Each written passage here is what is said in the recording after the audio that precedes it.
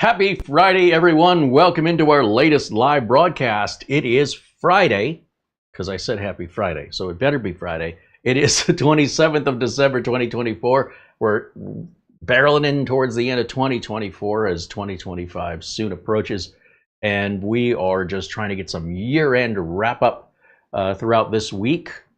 And, well, at least until Wednesday, I suppose, we'll get some as much finalized, as many loose ends as we can tie up as possible between now and then, and a little look back later on what we've done this year, the things we reviewed, and the studio move. It was a big year, and couldn't have happened at a worse possible time. I'd like to reschedule 2024 for sometime around 2019, but unfortunately it is what it is, and we plow forward. We never give up and never let anything get in your way, right? That's what you take from this. We don't necessarily get to pick what happens to us or the circumstances, but we do choose how we want to respond to it.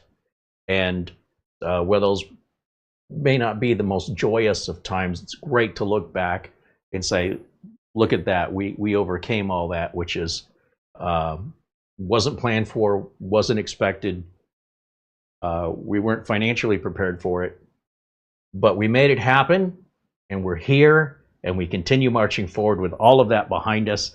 And it's great to have a new starting point, just as a random place to lay down a marker and say, okay, we're starting again. We're resetting the timer at 0 on January 1st. It could be any day, really, but why not January 1st? And let's forget all that, let it all go. Let's keep marching forward with all the gusto and hope and enthusiasm, knowing that the obstacles we overcame, we should not have to overcome those obstacles, and we await the challenges that lie ahead. Yeah, that's the journey of it all. And that is why we are here today, is to continue on with our journey on the AI on the Z890 ProArt computer build, which is absolutely outstanding. Now, I like to do as much as possible without reading directions, based on over 30 years in the industry, along with what I consider to be intuitive to somebody who's been in this industry a long time. And that gets the board prepped, it gets everything installed, the power supply, we figure it all out. And then, after all that's done, then we can look at all the little details. Hey, it's got this bell or whistle or feature, and that's always sort of the follow-up when it's all done, and providing we have time. What ends up happening a lot of times is we have to move on to the next build and set the other build aside. And then by the time we get around to the other build, maybe it's not sold anymore, people aren't interested, and I just can't dedicate 2 weeks of video production time to make one edited, polished commercial for a company, and ASUS did not ask us to do that. But we've had some viewers who were a little confused why, for example, yesterday's video was relatively simple. They said, well, what was the point of just showing that? It was so easy. Well, that was the point. The point was to show that you don't have to spend a lot of money to get a good working computer.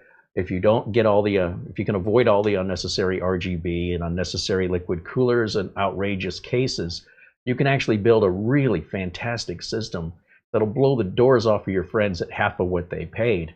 And it's easier for you to build it than it was for them to build it. They spent more money, more time, and will suffer more problems, because all those unnecessary items are going to fail. I guarantee you, they're going to fail, or they're going to cause maybe a blue screen or some other issue that they're going to have to deal with. And when you do a simple build that costs less money, that's easier to put together with less cable management, it will be more reliable, and it will cause you less problems, provided you don't go in there and start monkeying around in the BIOS. The choice is yours. Just set your expectations accordingly, because sometimes when we're building in something that's a bit more complex or unusual, it can take a while to acclimate to that, to say, oh, now I see how this works. And for the most part, even trying to just get the bulk of the motherboard prepped and put into the case, that can take several hours while we do that live on camera and explain the processes and logic that applies to everyone equally, regardless if you're building a computer 10 years ago or today, regardless if it's Intel or AMD. The process is all the same, and we explain all of the reasons why. But then when you get into each unique product, and especially as you start spending more money, you may be buying features, bells or whistles that you don't even realize you have. And, you know, no harm, no foul. You can't miss it if you never had it, right? But at the same time, when you have a minute and you've got it built, or if you've got a lot of time waiting for your parts to arrive, start studying up before the parts get here. I don't necessarily have that luxury as much as I'd like to. And you might learn of specific features that, you know, maybe it doesn't matter to you, or maybe, hey, that's pretty cool. It's nothing I can, you know, live or die over, but it's pretty neat to have. This case right here is an example of some features that I find very unusual but welcoming, but I could live without, all right? But at the same time, I didn't know they were there. And the reason I know they're there is because our friend JJ over at ASUS saw the video and he offered some gentle corrections and clarifications that were not obvious and intuitive to me. I'm going to share that email with you in a moment, but first, hi, welcome in. I want to say hello to everybody joining us in the chat room. I hope you're having a great Friday. The weekend awaits. Welcome into Nicholas Lorenzi, who just became a supporter today, and we're just about to hit 400,000 subscribers, probably by tomorrow evening, by the looks of it. I mean, whenever, but it's still pretty neat. And I thank you all for, you know, hitting the like and subscribe button.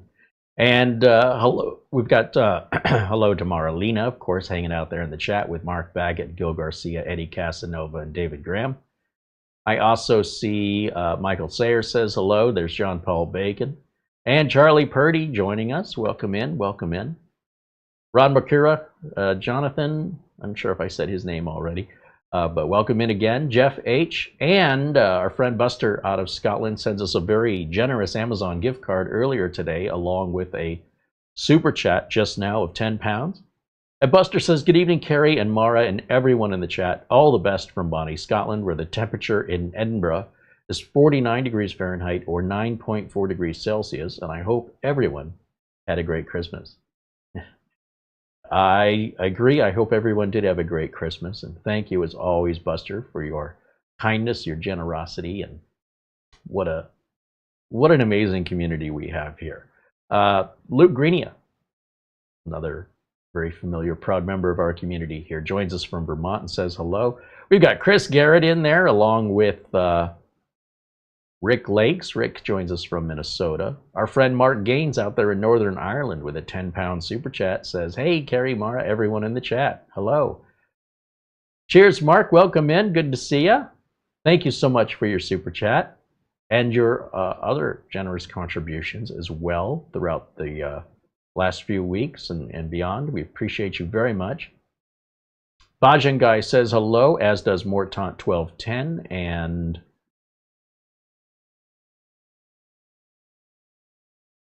Mark, did I say? I already said Mark Gaines, didn't I? Getting confused. Charlie Purdy with a $10 super chat says, hello, everybody. Happy Friday. Welcome in, Charlie. Thank you so much for your super chat. There's Nick Caffrey saying hello. And Larry G joining us, along with Randy Roblowski. And Matt says hello. Alphanesca says hello. Nick Caffrey with a €5 super chat says hello, Carrie and Mara, and chat. Happy 2025 to all. Right on. Yeah, we're a little early on that, but it's coming right around the corner. Dazzle555 says hello, and Phil Stodd joins us and says hello. Welcome in, Phil. Dazzle 55 Staying Dude. Douglas Burchell.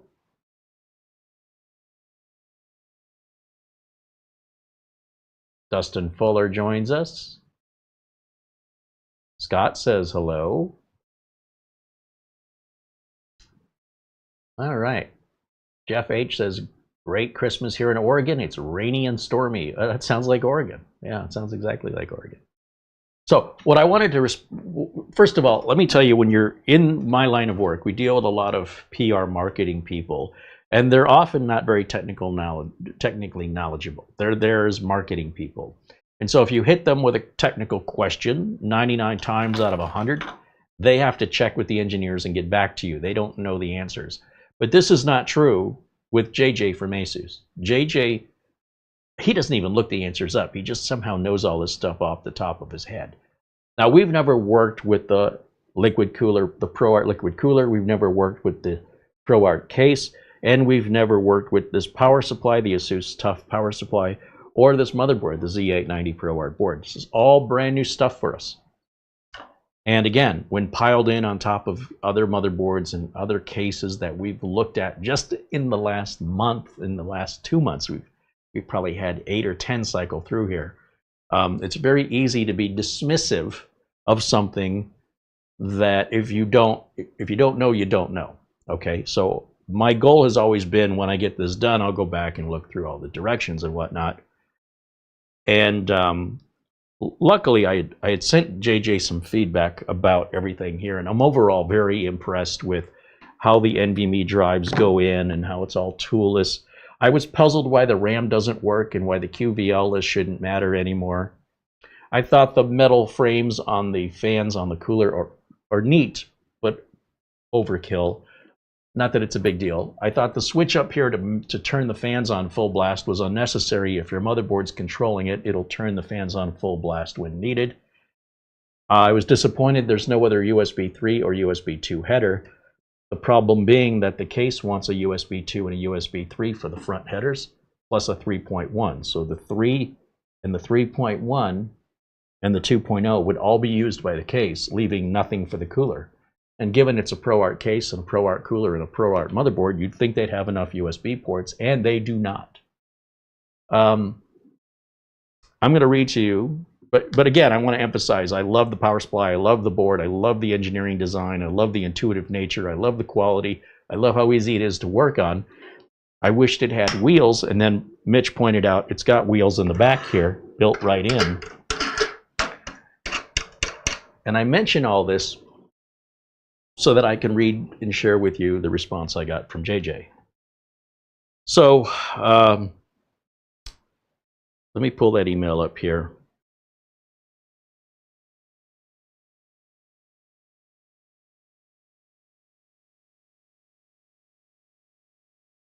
Once I find it.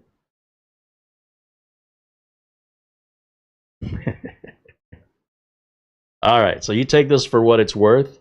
It's not very often we run into somebody in marketing that knows the depth of engineering detail that JJ knows. So I really appreciate everything information he's provided for us here. You know, he thanks me for sharing my feedback and my thoughts. You know, we get the niceties out of the way. He goes, our new UEFI BIOS on the motherboard has 8 points of fan controls. It has AI cooling and a Q dashboard, which JJ thinks I'm going to appreciate once I learn what they are.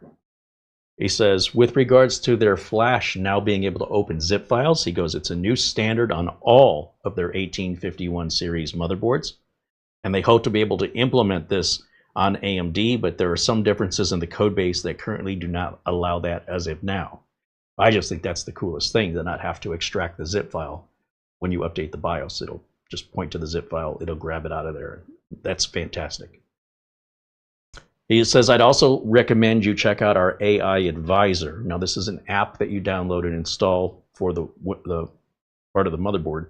He said it's a Windows-based app that allows for natural conversation for better understanding and leveraging specific features or functions about ASUS products. So an example would be, how do I enable XMP?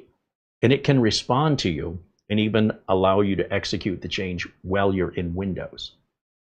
Okay. Another example would be, you could ask it, just like I'm talking to you now, how do I make my system quieter? And then it can present the fan controls right to you. Now, this is new on all the Z890 motherboards, X870, and the upcoming B series motherboard for both AMD and Intel.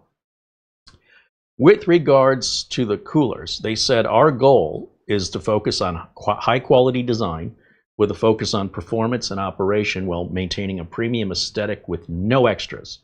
Also, you know, I'm not very familiar with their product lineup. He's aware of that. He says, unlike other companies, we do not use proprietary fan controllers or RGB controllers.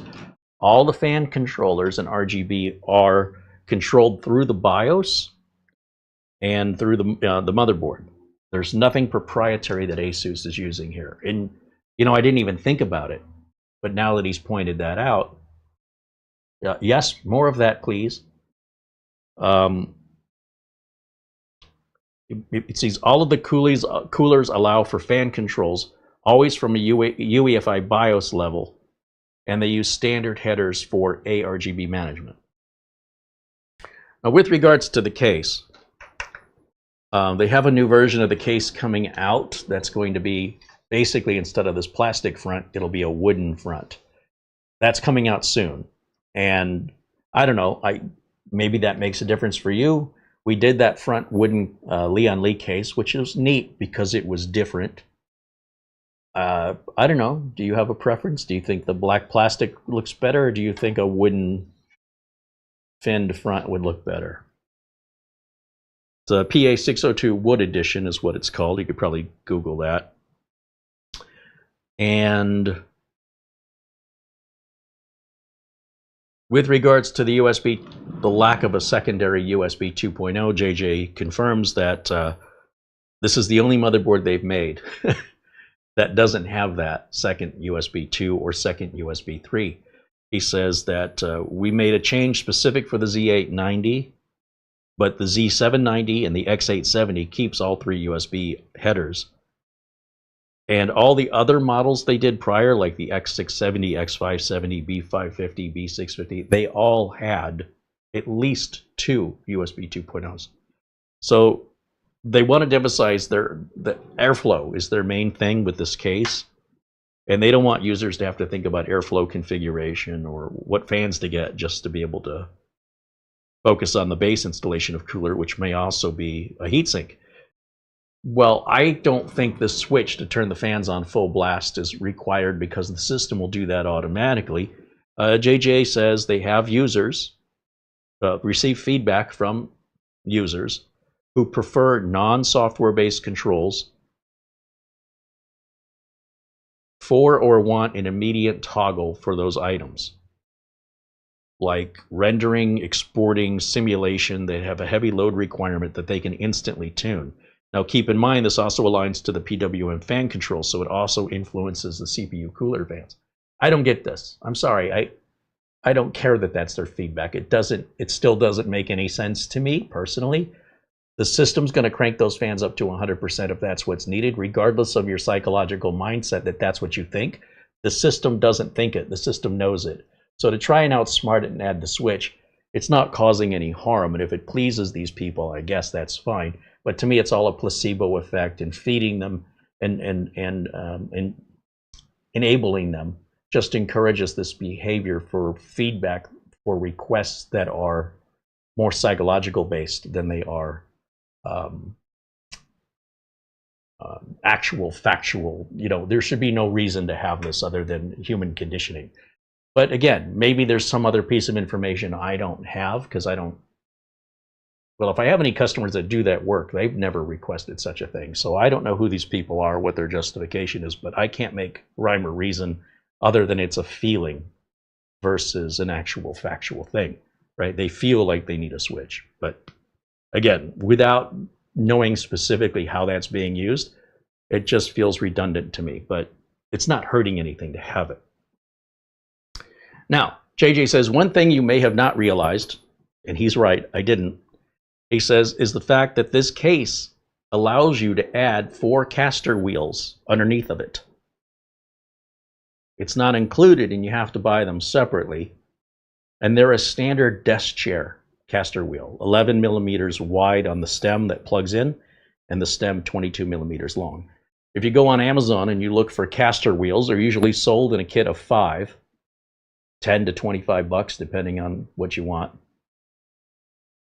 And so I'm looking at this, and I notice it's got wheels here, but that's not where the wheels go. And they're hidden. You wouldn't know to, well, I certainly didn't know to look for them. And I haven't seen any YouTube channels talk about this. But when I pulled up the manual for the case, there were a few questions I had. One is, where do the wheels go and how? Do they screw in? Nope, just like a desk chair, you push them and they click in. But you do have to buy them separately. So we've got some wheels on the way, and maybe they'll arrive during the show. We'll see. So these wheels here, these are just for tilting the case up and rolling it forward, but you still have to lift the front of the case up. Supposedly, and I've never done this before, these big rubber feet come off somehow. They're on there good. Let me grab something to try and take those rubber feet off without tearing them.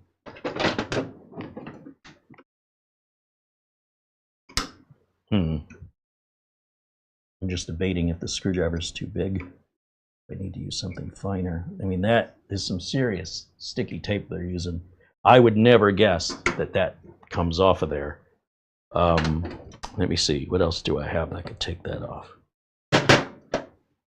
Again, I don't want to tear them, although I don't think I'm ever going to put them back on. Once I get the casters put on there, then I can wheel this thing around, and I won't even use these wheels.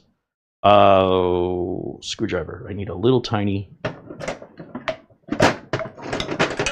maybe this. Then I can get up underneath of it.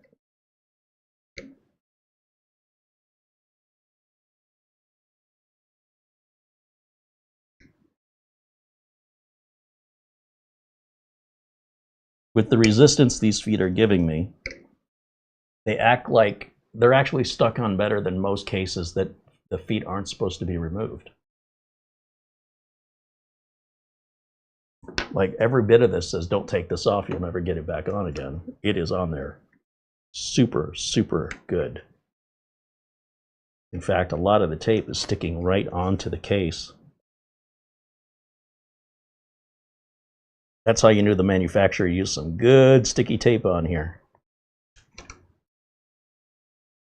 Okay. So I don't know how well you can see that, or if I can even get a close-up of that. Let's see. Not going to work? Why is that not working? That one going to work? Okay. So right here, you see these holes? I do believe that center hole will take a wheel, and you just push the wheel in, it'll click in, you're done. This is all the sticky tape that stayed attached to the case.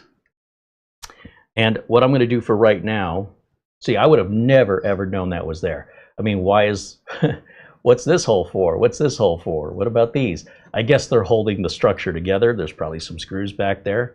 These wheels will stay on, right? We just leave those alone. And for now, until I get the wheels, since I need to put this back up on its feet, I'll stick the shoe back on there, the rubber foot. But that is really clever. It's really clever. And what bothers me about a lot of other cases that say you can buy this or that optionally is they don't sell it and it's impossible to find. But these are standard 11mm by 22mm caster wheels. They're easily available, and they're most used quite often in your standard office chair. You might even be sitting on them right now. If you look down at the chair you're sitting on, if it's a rolling chair, it probably has 5 legs with a wheel under each one. And if you pull the wheel out, it's likely 11mm by 22mm that fits right in there. Well, that is something I have never before seen in this industry. And I'm very happy to hear that. Now, with regards to what I'm going to do with that other USB 2, I thought I could add a PCIe card to add more USB 2s. They do sell little USB hubs, internal hubs, that'll give you like 4. You take one and split them off. You have to give it power. I don't want all the cables, so that's out. It's also a bare circuit board, meaning you want to make sure it doesn't touch the back of anything. Back of the board doesn't touch anything metal. That's a little more complicated than I need. So then I thought I'll just get an adapter, and I'll run it from an internal header out the back and plug it in the back of the motherboard in one of the USB ports back here. But there's no place to run the cable. So then I thought, well, if I run the cable behind the motherboard, maybe I could cut one of the holes here to feed it out and loop it. I don't like that solution either. So then I thought, maybe I'll just bite the bullet and get a USB single to dual splitter. The problem with using one of these splitters is you're not getting any more voltage. So if you end up, let's say we have the water block plugged into the USB 2, which is what it's doing now. All that's controlling is the RGB and the information about the pump and the temps back through the ASUS software.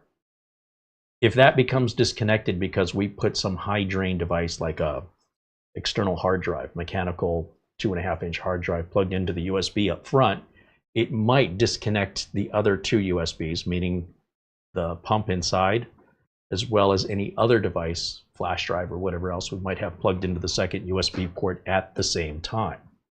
That's my concern. On the other hand, I don't think they're going to be used that much, and if it were to happen, it doesn't stop the pump from running. The pump is still being powered from the fan header. It's just that the communication with the LEDs on the pump will potentially stop working. It'll disconnect from USB essentially. That doesn't take very much power. That's easy. That's nothing. And that's why I ultimately decided to go ahead and order the splitter. And what I'll do is I'll attach the splitter to the USB 2 header on the motherboard and run it behind the motherboard along with the USB plug for the front of the case and the USB plug for the liquid cooler. Those all run behind the motherboard, so that's a much cleaner install. I don't have to cut anything. I don't have to loop anything.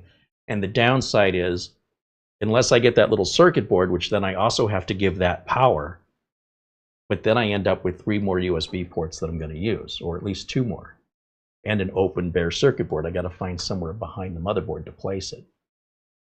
So that's what I've decided to do, and I'm waiting on that part to come in today as well. So if these come on arrive during showtime, I'll put them in. If not, they'll be going in, at a later date. But it should be real easy. Just plug it in, and it's done. With regards to another feature I was unaware of, let me bring this back up on its feet. Okay. Right up here, you'll notice there's a little grommet or a hole right there. I couldn't figure out what the heck that was for. Now this motherboard, it has built-in Wi-Fi. And a lot of times, for me personally, I don't like putting Wi-Fi on a desktop. But it's nice to have the option, right? Things change. Oh, my foot came back off. Your scenario changes, your needs change. And it's no big deal to add Wi-Fi, but it's nice if you've already got it. And all you got to do is connect to your Wi-Fi network and you're up and running. And there's no other hurdles or obstacles to overcome if, that situation requires you now to have Wi-Fi. So normally I don't even bother with the Wi-Fi antennas, but because I recently, again, looking at the documentation of the case, which is very simple, it's all just pictures, there's not really a lot of words. This Wi-Fi adapter is pretty weird in that it has different areas that it sits, and it kind of opens like a pocket knife. And I guess, and again, I've never done this before, I'm going to do this live right now, but it looks like we take this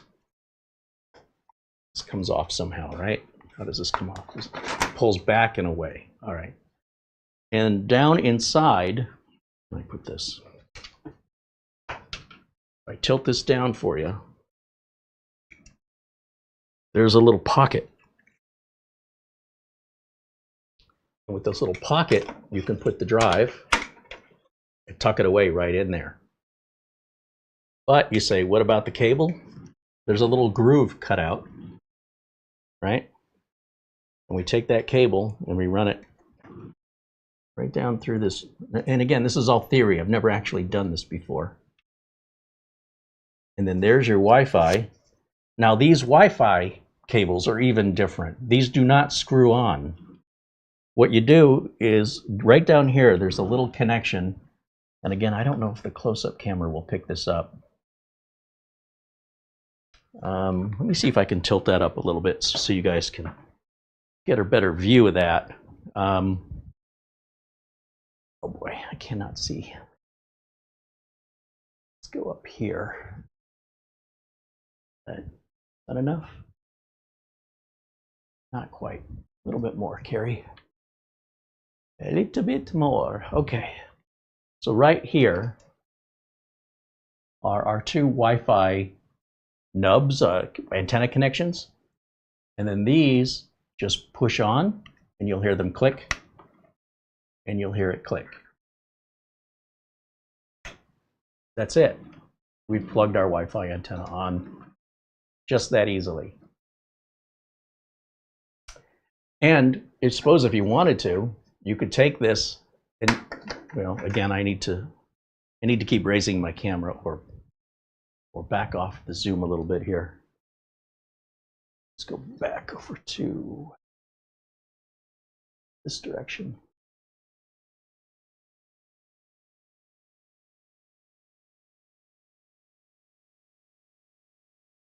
Ah, the other camera screen's getting in the way. Aha! Well, that's not going to work, is it? So we're going to bring this back down. Other way. There's two cameras. One is behind the other one, and its screen, its view screen, is getting in the way of the other one. Let me figure out another way to do this. Let's come around. We'll just go to the main camera because I think that's probably just going to be the easiest way to show you. So right up here, you could take this, you could leave this parked in here, for example, like a trunk, forget it's there. And then when you need it, you can take it out and it's magnetic. And right now we have this cable all zip tied up, but when you go somewhere metal on the case, you can attach it anywhere you want on the case or accompanying items around your office and extend that antenna out. You could potentially leave it there too, but I don't think there's any way to remove that piece here. Yeah, that piece stays on there. So unfortunately, that's just like a storage area for the Wi-Fi. Now, depending on your Wi-Fi, you may not need that antenna exposed. You might be able to leave the antenna in here just like that and put the cover back on.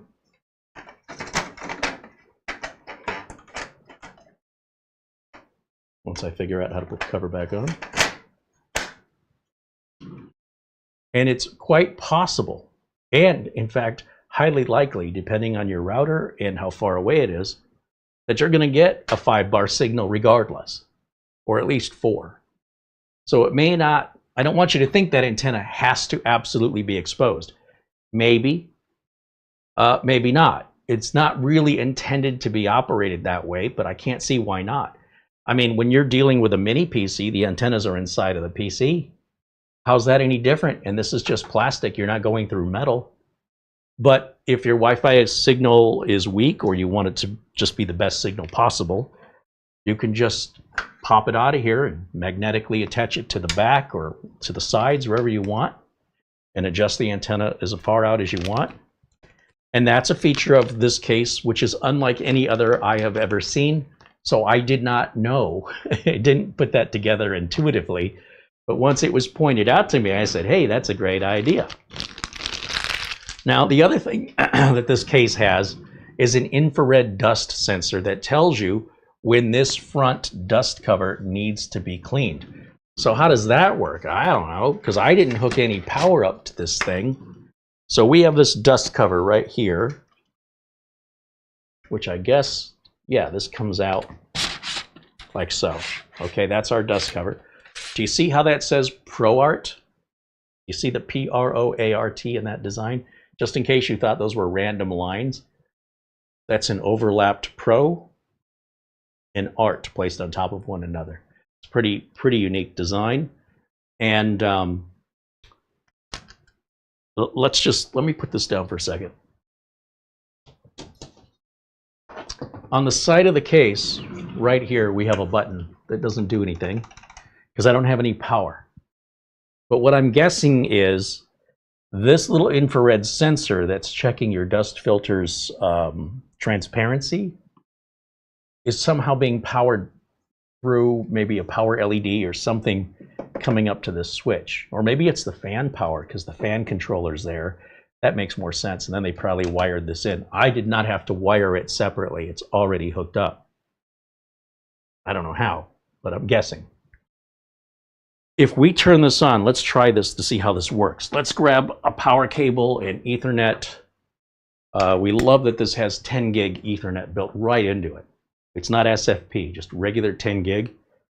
Obviously, that will work at all slower speeds, so you don't have to have 10 gig to make it work. But you also, if you later on upgrade to 10 gig, you don't have to replace the network card if you want 10 gig. And then let's grab a keyboard and a mouse.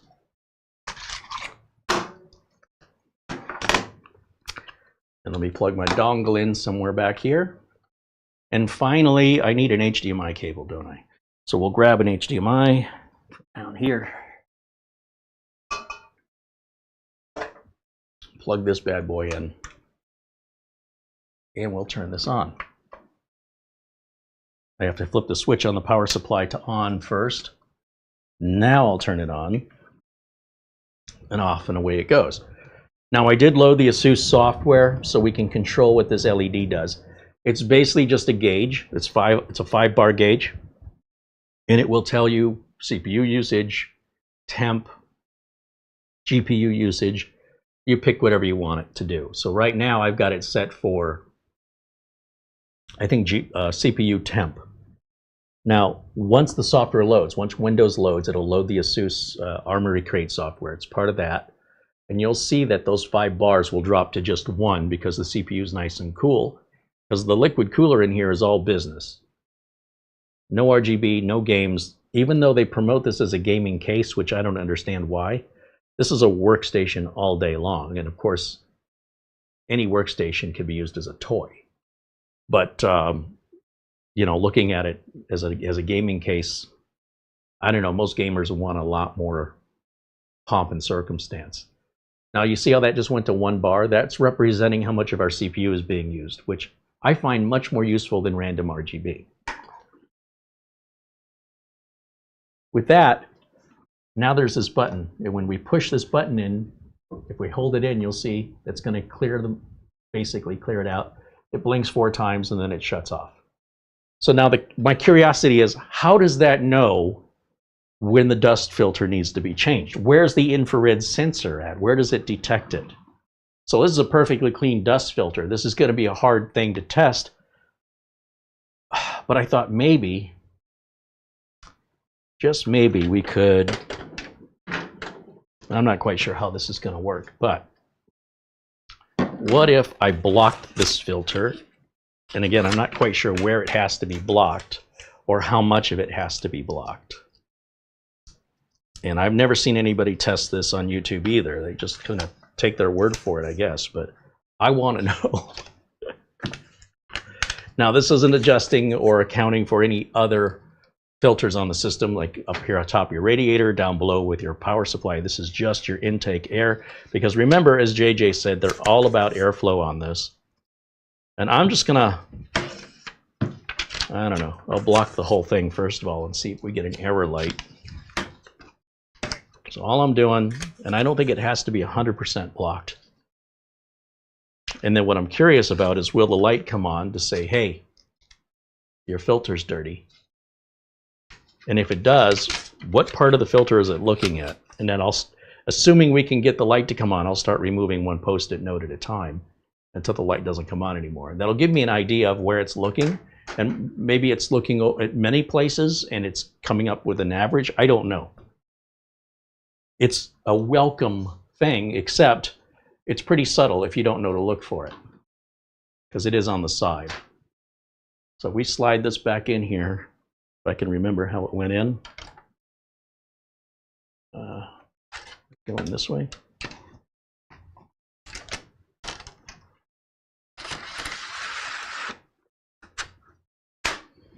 Put this back on.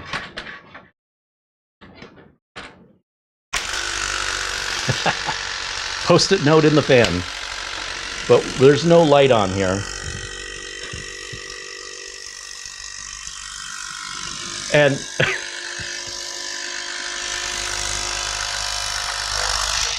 it reminds me of a kid. Wow, those are some strong fans. It reminds me of a kid putting, me putting playing cards in the bicycle spokes. It might, I don't know if the light would come on instantly. And I don't want to do this test overkill, but essentially it's not a timer that we're resetting. It's not saying, hey, after a certain amount of hours, this light's going to come on. it has an infrared sensor somewhere. You know what? Let me grab my flashlight and see if I can see it. And I guess when the infrared sensor cannot see through the screen, then your dust filter light will come on. That's how I'm guessing it works. But, you know, I might be oversimplifying something that's more complex. I see something right here. You see this piece right here? Back over to close-up camera. I think that little guy right there is our IR sensor. So I can't help but wonder if we just covered that sensor up, because there's nothing for that sensor. It's aligning with pretty much that right there. So just for grins and giggles, let's take all this off of here. We'll leave that one. Let's see, does that line up with that sensor? I'm going to bring it over a little bit over to this side, like this. See what I'm doing? And we'll line that to cover that sensor. And then we'll see, let me go back to camera one. We'll see if that light comes on to tell us to change that filter. Otherwise, I don't know how that works, but I'm guessing. Push it once, nothing happens. Hold it in for 4 seconds or a few seconds, and then it should blink 4 times. I think that's how you reset it.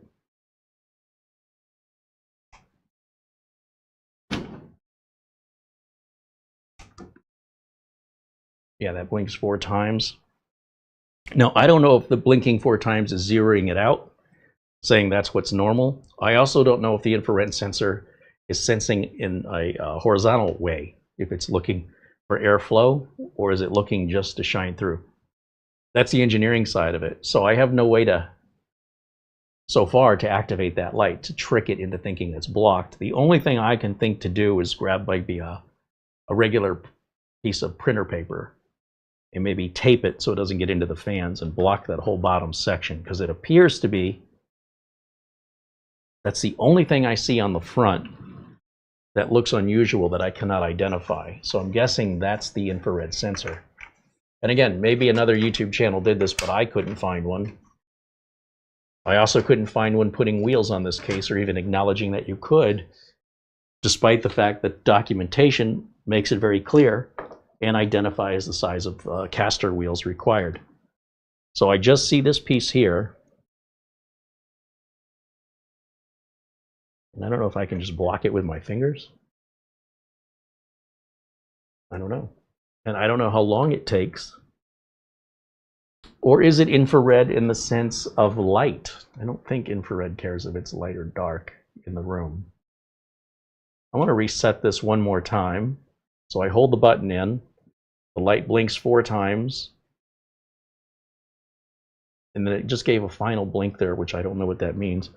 And then if I try to cover it up, there's got to be a way to trigger this to test it. And I'm sure JJ knows exactly how to do it. I'm just really curious. I'm fascinated. Where's this been all my life? How come other cases don't have this? I have got that sensor completely blocked. Now, it may be something that occurs over time so that minor temporary interferences don't cause the light to trigger. I don't know. I have no idea. I mean, clearly it doesn't seem to have any way to know. Well, now, wait a minute. We've got our bottom. I didn't realize this came out this way. I wonder if there's a sensor for this one underneath as well. Is it just this sensor here, right here, or do we have another one of these down underneath? I don't know. So maybe another question for JJ that I can ask him and see if there'll be a way for us that we can test that, just to make sure it's working like it's supposed to. David Graham says it could be static from dust. Yeah, again, I'll have to ask. I really have no idea. If it's infrared, that would be like a remote control for a television, which would have nothing to do with static or light. You know, if the room was light or dark, you know, if its ability to see through. It's just, I think that the infrared needs to reflect against something. Oh, That may be the problem. Maybe there's something in here that the LED would, the infrared light reflects on. And when the reflector gets blocked through dust, so would the reflector then be this piece right here? Maybe? No, it's too low. Where would the infrared reflector be? Do you have any idea? It's only on the front, and what you pointed out at the front of the case is correct. And that's the only one that's. But what is the eye shining against? That's what I don't understand.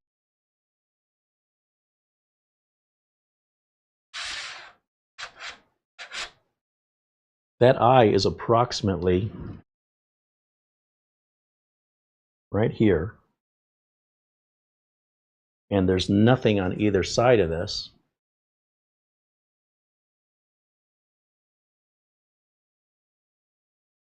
I mean, there's this piece down here, the ProArt logo. I don't know how it works, but I appreciate the clarification, and we'll ask JJ, and I'll bet you he doesn't even have to look it up. He'll tell us right off the top of his head.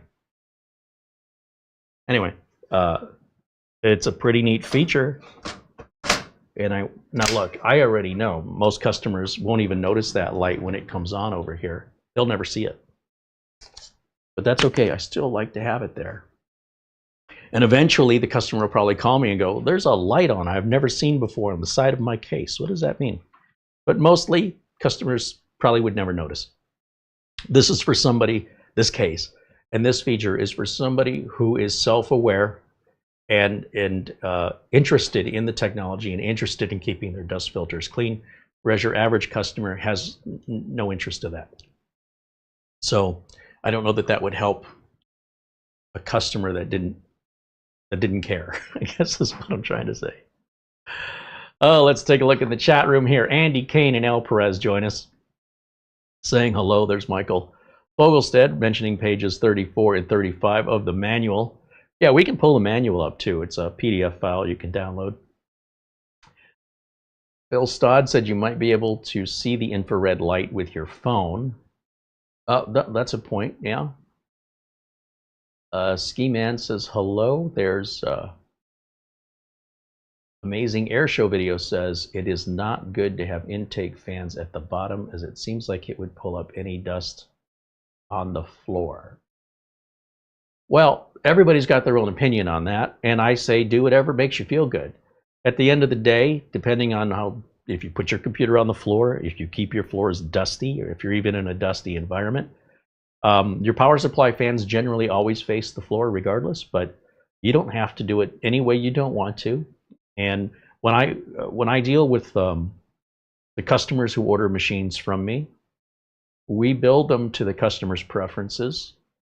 And in many cases, there's not really any difference with regards to fan direction.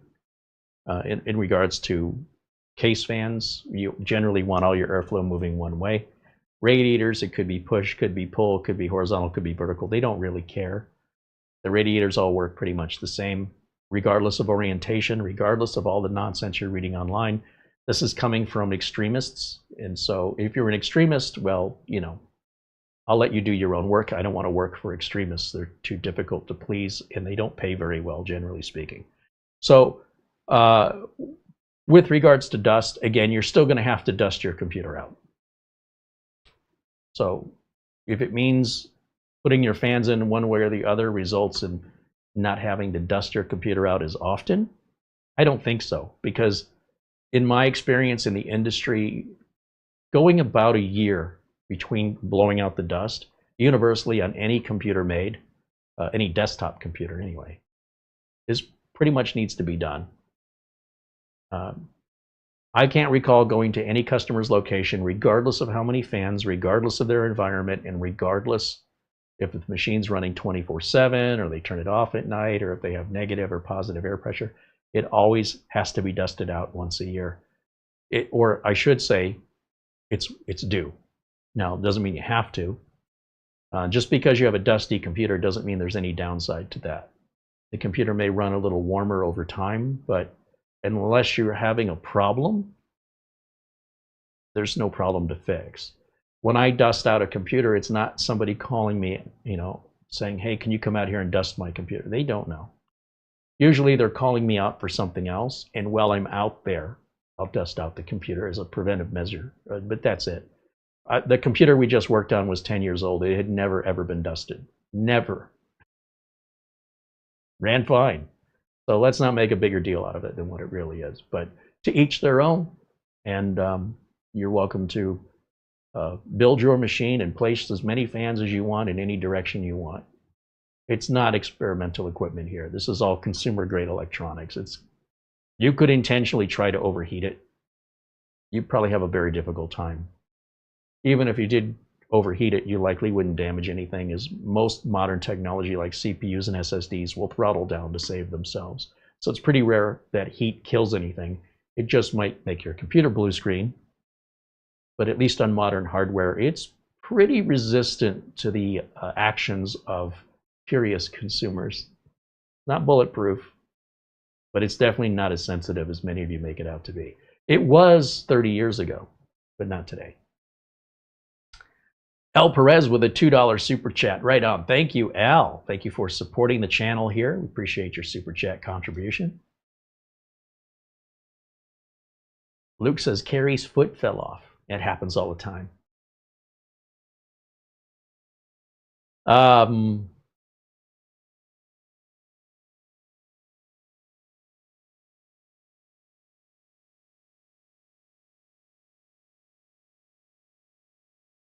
Scrolling through your comments here. Oh, getting back to JJ's response to me regarding the RAM. I'm pretty sure I got some bad G-Skill RAM, but to get 2 kits in a row that are bad seems pretty strange. And then several viewers reached out and said, did you see if the RAM was on the qualified vendor or QVL list? And I'm like, well, that shouldn't matter anymore. We have JDEC standards, and it's all read from the JDEC. There's a little chip on the RAM module that provides all that information to the BIOS. I don't understand why anybody would want a QVL unless you're overclocking. You want to make sure the RAM you get is compatible. But even then, your memory controller is on the CPU nowadays.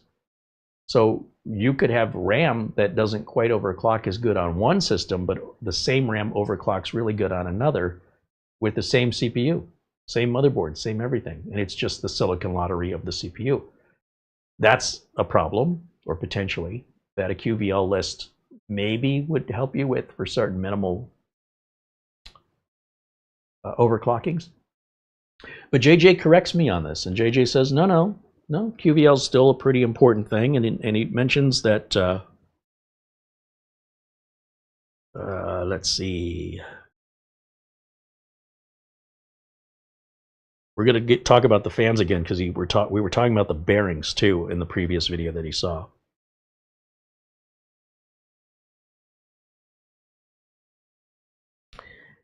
He said, my commentary on QVL is inaccurate. I can clarify further in a phone call because it's too complex to write down in an email. However, the short of it is, one, on the QVL, what I noted is correct in that you don't generally need to worry about, checking RAM. But most users do not purchase pure JEDEC or JDEC kits. They'll purchase XMP kits, which actually can require numerous items from the CPU IMC scaling support to the auto rule support on the motherboard. So the QVL is also updated after they launch the product, where I assume that they just tested before and they don't test it again after that. He goes, there's a lot more to discuss on this, and if you're interested in understanding a new feature we call DimFit, on the motherboard we can brief you on, but you can also reference in the review documentation. Okay, I don't know that I got any review documentation. Sometimes when a company sends you a product for review, they highlight some things, and if we receive that, I don't recall getting it. I'll have to look again, because that's usually a good little cheat sheet to get to what the company's really marketing, what makes our motherboard or our case or whatever the product is better than the competitors, or what makes it different. My understanding of the memory computer RAM industry is that you have the JEDEC committee that defines what the standards are with a chip on the module itself that communicates with the BIOS, so you don't have any compatibility issues. Now, with regards to XMP, because it's Intel or DOCP, whatever it's called, with AMD, I understand how they might specifically work with certain boards or certain chips, but that's mostly, from my experience, all just marketing. We can take a chip that says it's for AMD Ryzen and pop it into an Intel system and turn on XMP and it runs fine. And vice versa, we can take an Intel-based, some stick of RAM says it's XMP, tested for Intel, and you pop that out, put that into an AMD Ryzen and overclock or, put on DOCP, it works fine. I've never seen it not work.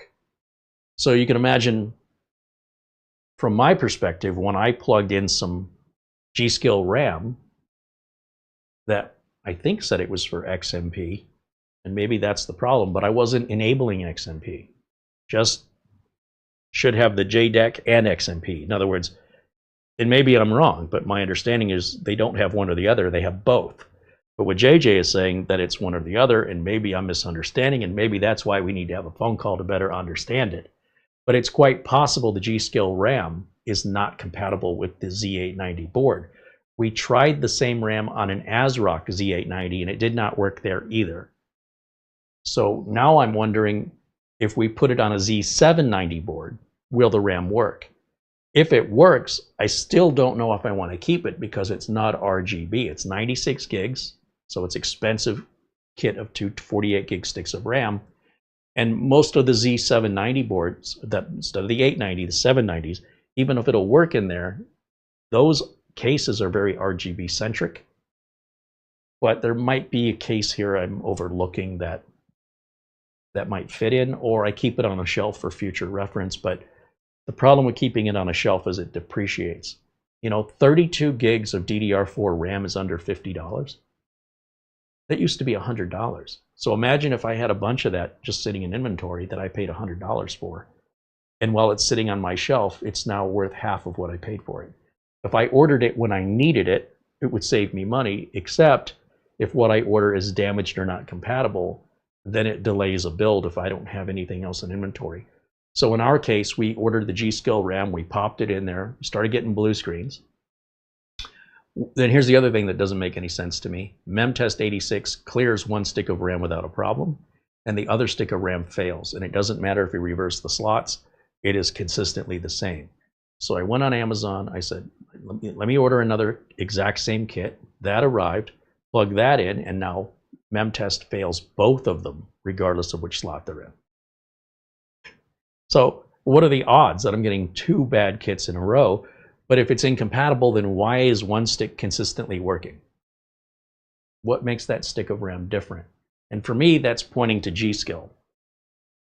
But that's at my level of knowledge, which is more technical than most, but I'm not a RAM engineer and I'm not a BIOS engineer. So until I take that RAM and plug it into a 790 or a 690 or a 590 or a 490, hold on a minute, that's DDR5, so it would have to be, I think DDR5 was introduced on the 690 or the equivalent AMD, 670.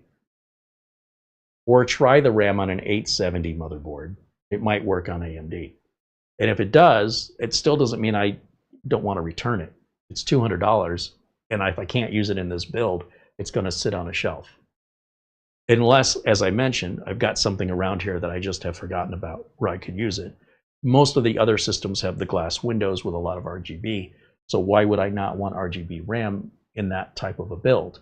With this kind of a build, we're avoiding the RGB and trying to find 96 gigs of DDR5, at least during the holidays, that's not RGB. It's well over $300, well north. And it's all super high-speed RAM, which I don't care for. If it's 5,600, 6,000, that's fine. Anything more than that, I'm just throwing my money away. So it's kind of been put on hold with regards. I mean, we do have, I think we put 64 gigs of Team Group RAM. I did have 32 gigs in there because that's what I had laying around that wasn't RGB. So for now, it's got us up and running and everything works, but I don't intend to keep it that way. Okay, comments, questions, and then I'll talk to you a little bit about fan bearings and what all that means. But I want to give you guys a chance to ask questions before we keep moving on into other subjects. Let me save that for a moment.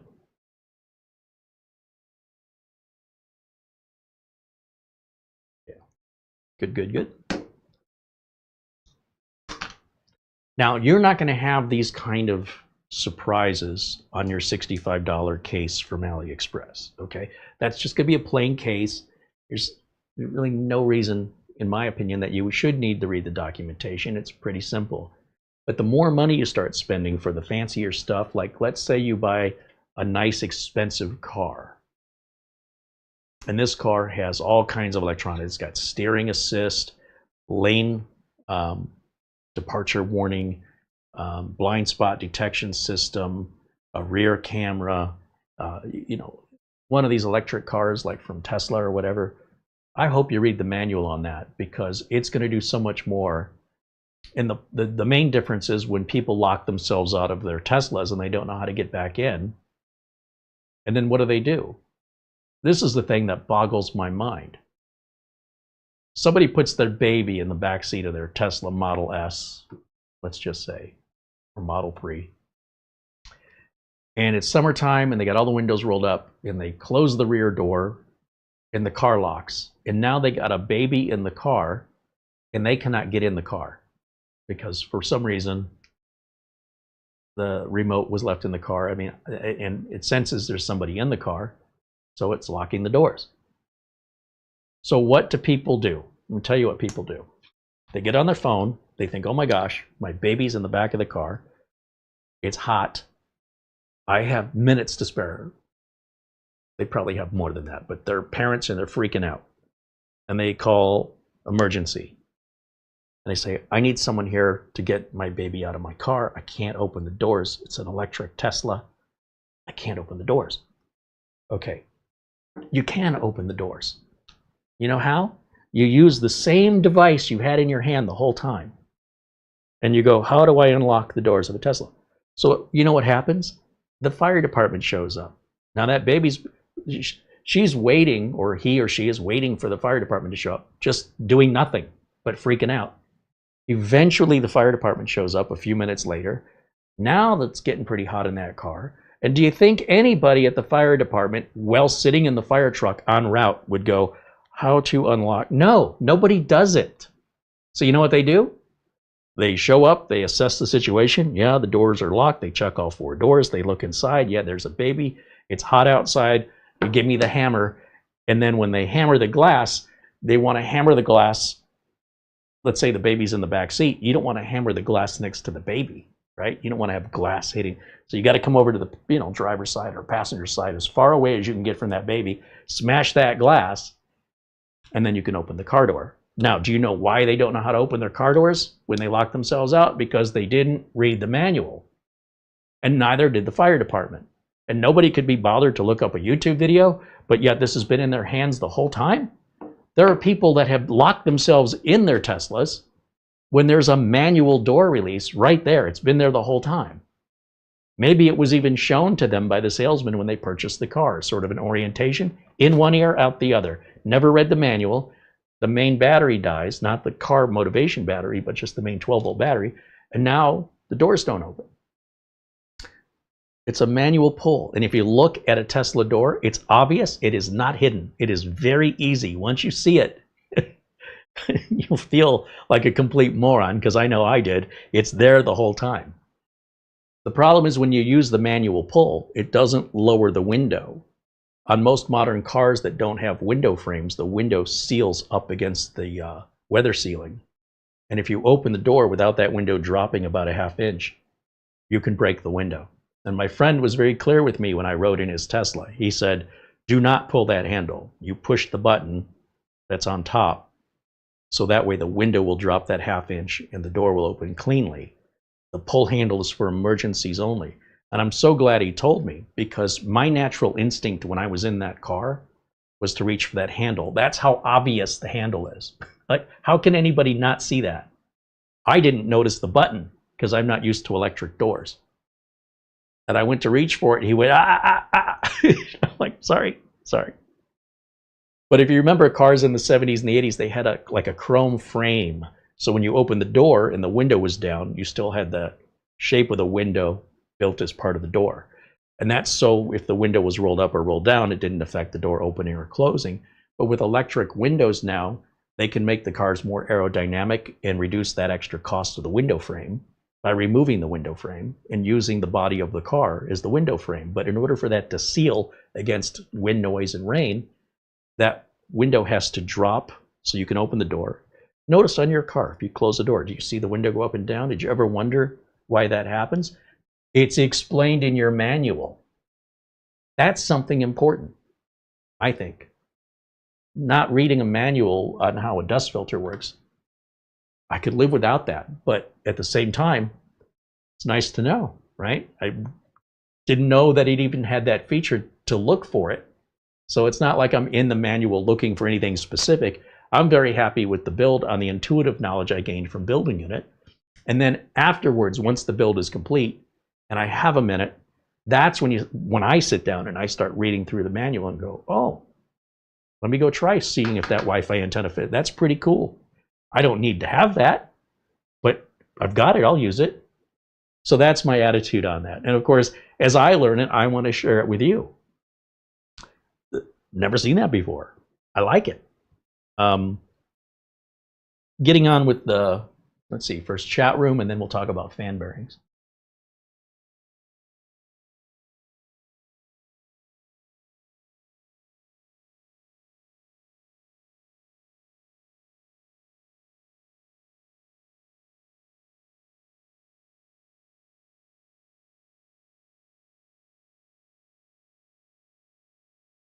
William Lynn says you can't really open Tesla doors if you don't have the phone. So it's not true. It's simply not true. There's a little plastic panel on the front bumper, and you do need some 12-volt source to just kind of jump that and unlock the door. It's really no big deal. But if you don't have that 12-volt source and you don't have the app, getting that 12-volt source and putting it all together to do that, absolutely, you're not in the right. You don't have that much time if it's the middle of a hot summer day. But I can tell you, if you Google, just go to YouTube, how to unlock Tesla doors, you'll learn that you don't need the app. And in fact, there is a manual, there's an electric override. And many YouTube channels have already covered this. There's no reason for you to guess or assume. So I don't know why people do that when you've got all the answers right here. I don't know why they immediately went to the fire department. And I don't know why the fire department also didn't just, well, you're in the truck waiting, one guy's driving the truck, what's everybody else doing? Look it up. The dispatcher on the phone could have looked this up while the customer was on the phone. Nobody looked it up. Nobody looked it up. Nobody even read the manual, or this entire scenario would have played out differently. Cooler heads would have prevailed, and less damage would have been done to the car. So if you don't know something, you don't necessarily have to read the manual. You've got this. You just have to know what to look for. I don't know to look for a hidden place for the Wi-Fi antenna. That's not a thing. Now it is. How would I know to look for something I didn't know existed? And that's where the benefit of the manual can come in. Let's see.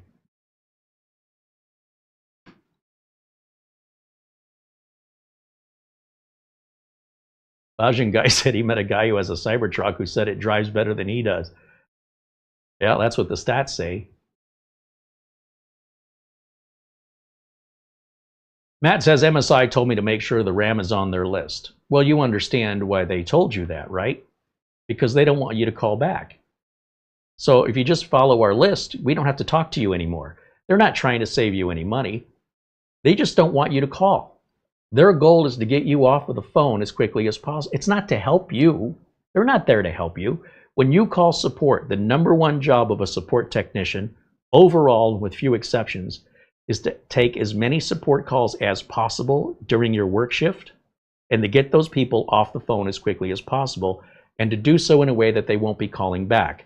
So boilerplate nonsense responses that AI could answer that you could have looked up yourself are the most brainless responses you often get from tech support, especially level 1 tech support.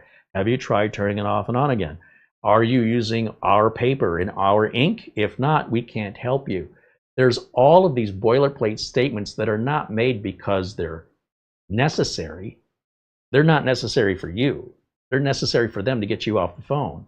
So just buy the QVL list and leave us alone. That's basically what they're telling you. So you don't have to. There's plenty of RAM that works fine that's not on the QVL list of any motherboard. They just, what are they supposed to tell you? How do they know the RAM that they haven't tested, how to make that work? They don't know. They're just going to buy the RAM if you can't figure this out, then you should just follow our list. Otherwise, you should know better.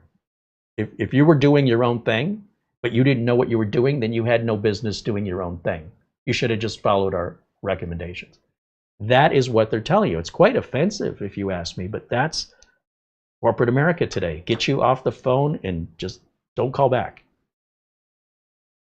Anyway, that's standard. That's industry standard when it comes to support.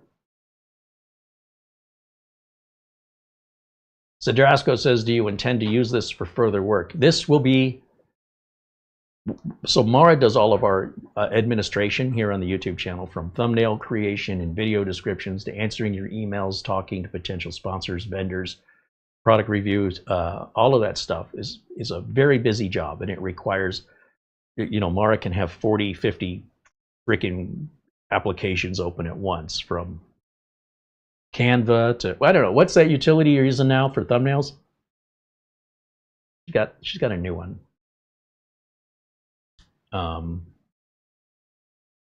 Even video editing software. She's a very heavy user in the sense that she opens a lot of things that are pretty resource intensive and likes to keep them open while she bounces between them. And the 10900, what's it called? Affinity. Yeah, it blows Photoshop out of the park. Do you think Affinity is better than Photoshop? Way 1,000 times. Do you still use no subscription? It's a one-time cost for the product, and you're done, and it's cheap. For thumbnails? Yes, everything. And what about Canva? You still use that? I do that once in a while because of the sizing, but I don't use Canva for the image editing. I do all that in. I actually move everything from, or at least the sizing, over to Affinity, and then I can finish up the image editing, and create the images in Affinity. I don't do it in Canva. Well, one of the things that surprised me is, given the lack of RGB on the system, I thought for sure Mara wasn't going to be interested, because she likes a fast computer with a lot of RGB. And we were building the other system for her, but now I've got regrets in that other system because the motherboard is just too big for that case. So I think I'm going to take the motherboard out of there, since she has decided she doesn't have room for both. She can only have one or the other. She wants this one, which shocks me, and I'm so proud of her. Such an adult decision to go for the tool instead of the toy. And I have no doubt this machine is she's going to absolutely be thrilled with this for a very long time. Otherwise, I would probably use it myself, because this is a tool. The RGB, for me personally, I think it's ridiculous. Because I use so many applications at the same time, my primary goal is performance, reliability, airflow, usage. This has everything, and without the RGB, the only thing the RGB really did for me is it made me smile. Yeah. I'll get you a lava lamp. Just seeing this, I have not stopped smiling since we. And it's not just the case; it's the board. The board has everything that I'm looking for in terms of performance and reliability, connectivity, the I/O. Everything on it is perfect, and even the case is perfect. The board is perfect. Everything about this is perfect for what I do, because I do so many high resource intensive applications all at the same time. Because it's not just the image editing, the Affinity, never mind Canva, that's a web application, that's nothing. But Affinity has 3 different programs that I use, and I use all 3 at the same time. I also have Microsoft Office open for doing all the invoicing and the billing and everything else, all at the same, and I have all these applications all at the same time. Right now, the Apache is badly struggling, especially when I'm doing specific image editing for things like certain things, or trying to get into very small pixels. Trying to pull out colors or anything along those lines is very intensive on Apache, struggling. So with this, that's not going to be a struggle. And I can see this being not only something that's useful for my everyday, but this is going to last probably, I would say, 10 years. Easy, easy. Yeah. Well, we probably should dust it every So once for in a while. me, that is the benefit and the much more important aspect of what this is and what it's going to be. I agree 100%. And as soon as we can finish it with the upgrade of the RAM and put my in there, it'll be. We got the GPU right here. Yeah. Now, and she's absolutely 100% right. And the way she was using the Apache helicopter, she wasn't really doing much for the channel. But now she's doing a lot more. And suddenly that's become, here's my theory, less of a toy over novelty and more of, oh, I need something that really works right now. That RGB is not so important to me when it's now affecting how much money I can earn or how many times I have lost work. Video editing on Apache. No, I disagree. I think, well, here's my theory. It depends. That system is left on 24/7, as this one will be. And that system has had a number of changes over the years with software added and removed, and I think it needs a clean install of Windows. And I think you'll be fine with it. But this is still way more powerful. And if you're going to have to reinstall all your apps again, she's telling me I don't know what I'm talking about. I think I do. And I think that Apache helicopter is still a screamer at a 10900K. Oh, it is a screamer. But it needs a clean what I'm install. doing today. No, I think it does fine. It just needs a clean install. I think it's got Windows rot over time. But regardless, this is still way better. And if you're going to reinstall everything from scratch again, why not do that on a new build? That's all I'm saying. But that's just my opinion. Either way, we're in agreement. This is better. This is better attuned to the kind of work you're doing today. And it's much more powerful than a 10900 because we're moving up 5 generations, which is significant. I recommend most businesses upgrade every 4 to 6 generations. No sense upgrading earlier than 4, and waiting after 6 is a little too long in my opinion. I still have a few clients out there that have Intel 7th gens, which are not going to be Windows, well, they're not Windows 11 compliant, and they run businesses that affect customer data, right? They're holding on to their customers' data. And when Windows 10 end of life reaches us in mid-October, still 11 months away, at that point, we need to make sure that they have Windows 11, preferably months before that deadline. And that means replacing those 2 or 3 machines they've got in their office out of 14 or 15. It's just a couple left. And we have plenty of time. No panic. Lots of time. All right.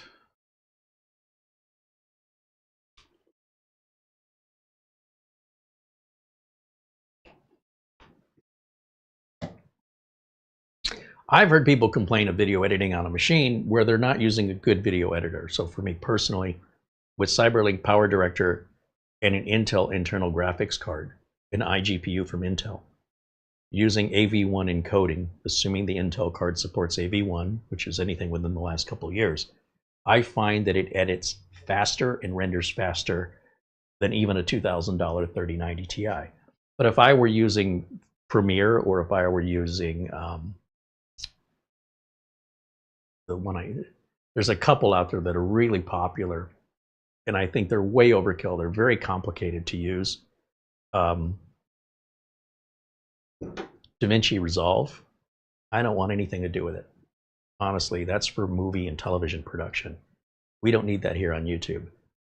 Whether I edit a video in Cyberlink Power Director, which is $100 a year, or I edit a video on Adobe Premiere, you'll never know the difference, you as a viewer. Not for this kind of content. You'll never know. And I can tell you, I cannot believe how fast Intel graphics, internal, built into the CPU, render AV1 rendered video. It is mind-blowingly fast. Even on my old 9th gen streamer, that's when I first discovered this. I pulled the NVIDIA graphics card out of it because it was slowing down my rendering by having it in, compared to the 9900K KS we've got in the, I'm pointing at it like you can see it, in the old streamer. Not the red and black one, the one before that. That was my birthday build from like 5 years ago. It's still sitting right there. There's nothing wrong with it. And that's when I started rendering out 4K videos, and I couldn't believe how fast it rendered on Intel graphics with the Power Director software, and how much slower that same render was using a 3080 graphics card from NVIDIA. That's why the card got yanked. It was slowing me down. I spent money I didn't need to spend to fix a problem I never had, simply because I was using the right software with the right configuration. If my requirements were to use Adobe Premiere, were to use, you know, a more higher end complex piece of software like DaVinci Resolve, probably a benefit would be to have a more processor, more RAM, more GPU, more CUDA cores. But each application and how it's programmed and developed and what it uses with regards to CUDA cores, or which codecs it supports, or what kind of video you're making at what resolution, with how many transitions, overlays, edits, the complexity of how many tracks you're blending together, all of that plays a role. And if you look at a professional Hollywood movie, and you look here on YouTube at an edit of an editor showing you how they edit a Hollywood movie, you're going to see 40, 50 video tracks all combined together. It's very complex. And you need a lot of processing power for that. With my YouTube videos, I think the most I've done is 3 tracks.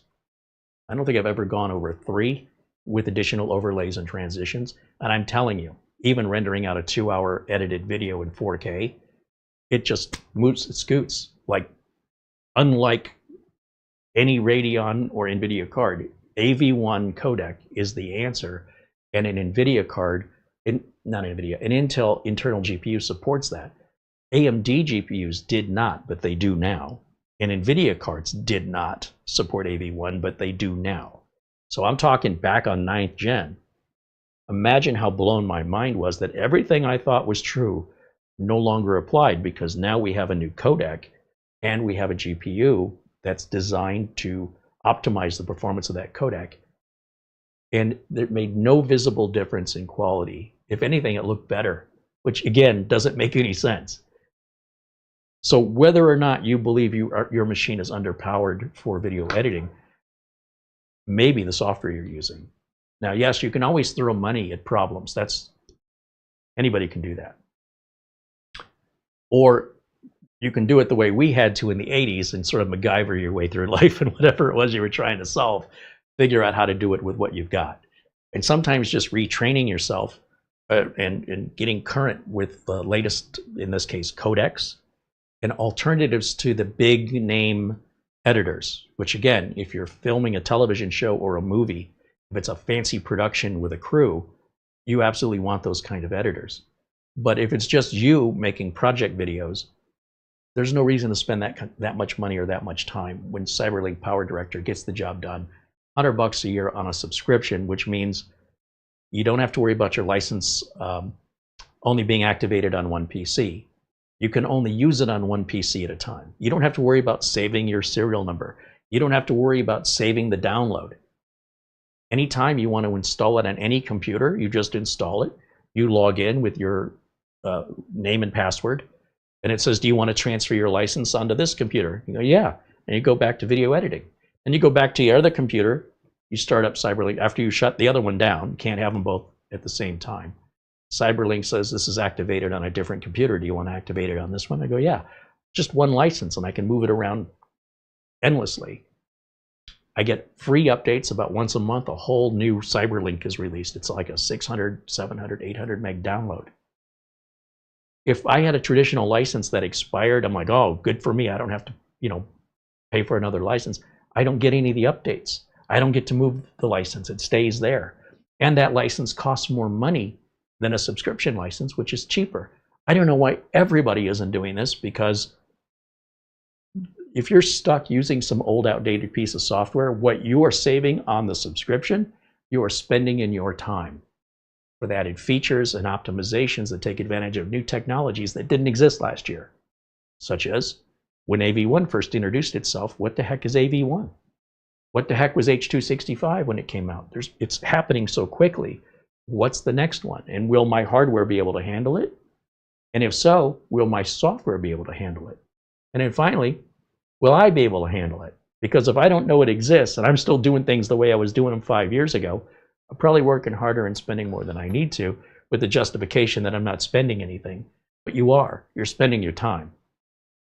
And, you know, just like money, that will run out. So how you invest it from day to day is your choice, but you do have choices. And even one of those little mini PCs that we review, that'll render videos just fine, pretty much any of them with PowerDirector, with the Intel CPUs and the modern AMD CPUs too. They'll all do it. The question is, how quickly will it get it done? It's not like one computer will do it and one computer won't. It's one computer will take 10 hours and one computer will take 10 seconds. If it's something you do once in every 6 months, who cares? If you're doing it regularly, that makes a big difference in how much you're going to get done. And that's what justifies paying a little bit more. But if you've got 10 hours to spare and you don't want to spend the extra $100 or $150 for the next tier up for processing power, computer will still do it. It'll still render your video. If you want to use DaVinci Resolve on an old system that's dog slow, go ahead. But PowerDirector, it'll actually save you money, in my opinion, for those kind of projects that aren't involving a production crew. But anyway, that's just my opinion on it. As a content creator, I have a little experience in this space, and I've tried a lot of different things, and this is what works for me. Take it or leave it, you know. I'm just sharing my experience with you.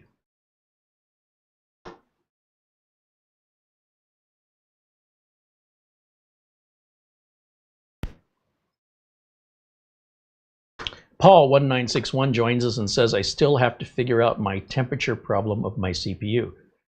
Well, that's the first I've heard, Paul. What CPU do you have? What is the temperature problem? And when did the temperature problem start? And with that information, myself and others in the chat can assist, or at least make an attempt to.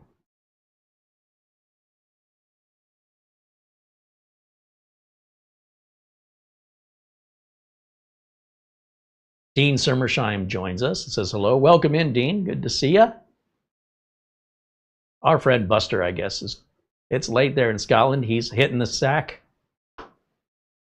Thanks for hanging out with us, Buster. Thanks for your generosity and your friendship, as always. Always good to see him in the chat. Yellowstone joins us and says hello.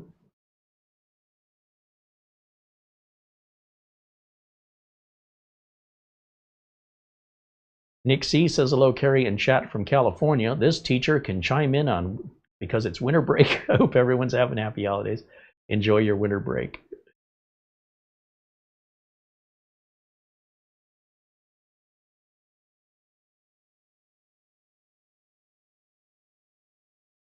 Nick Caffrey says, I got to put a plug in for StarTech. StarTech makes a lot of like peripherals for PCs, add-in cards and NVMe and SATA drive docks and cloners.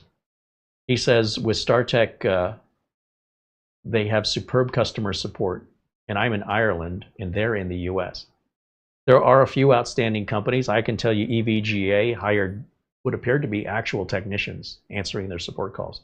Most companies don't. Most companies just hire people who answer the phone and read a script. So I found EVGA support to be outstanding. But it's so rare these days for a company to actually hire knowledgeable people versus just little robots that they will replace with AI, since all they're doing is reading scripts and have no actual knowledge. When you're calling most companies for support, and I think most of you who have done this will agree with me, you end up figuring out that you know more about it than the person you just called. Am I right? But every once in a while, there'll be that company that still does it the old-fashioned way. The problem is it's very expensive. They're not making any money from support. It's what we call a cost center. And it's one of the first things that get cut back when times are tight, if money's tight, or if the owners of the company just decide they're not making enough money, that you can just sit on hold longer for all they care. HP. Anyway, just keep looking through the chat. Sorry, just had a little something in my throat there.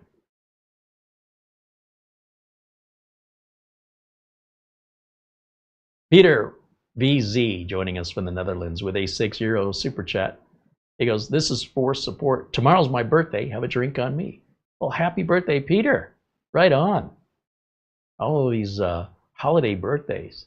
It's like you get all your presents at once. You know, you have the Christmas and Hanukkah kind of falling close together along with that late December birthday.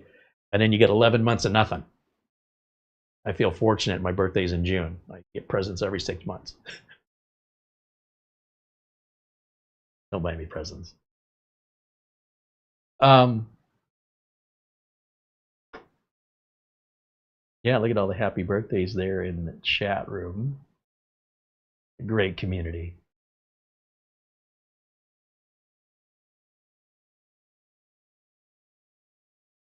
All right, so this has been running the whole time. It is dead silent. You would never even know this was on. That's how quiet it is.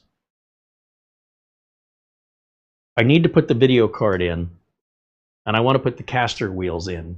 I'm still waiting on the caster wheels. They could arrive any minute, or they might not arrive till after the show. It's, you know, it's an Amazon delivery. I just have to wait. But if you want to see, I can bring up. So this was my initial response. It was like, oh boy, I can buy caster wheels somewhere else.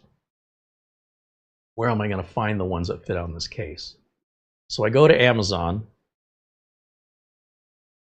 Bring up the screen and we can share the screen together.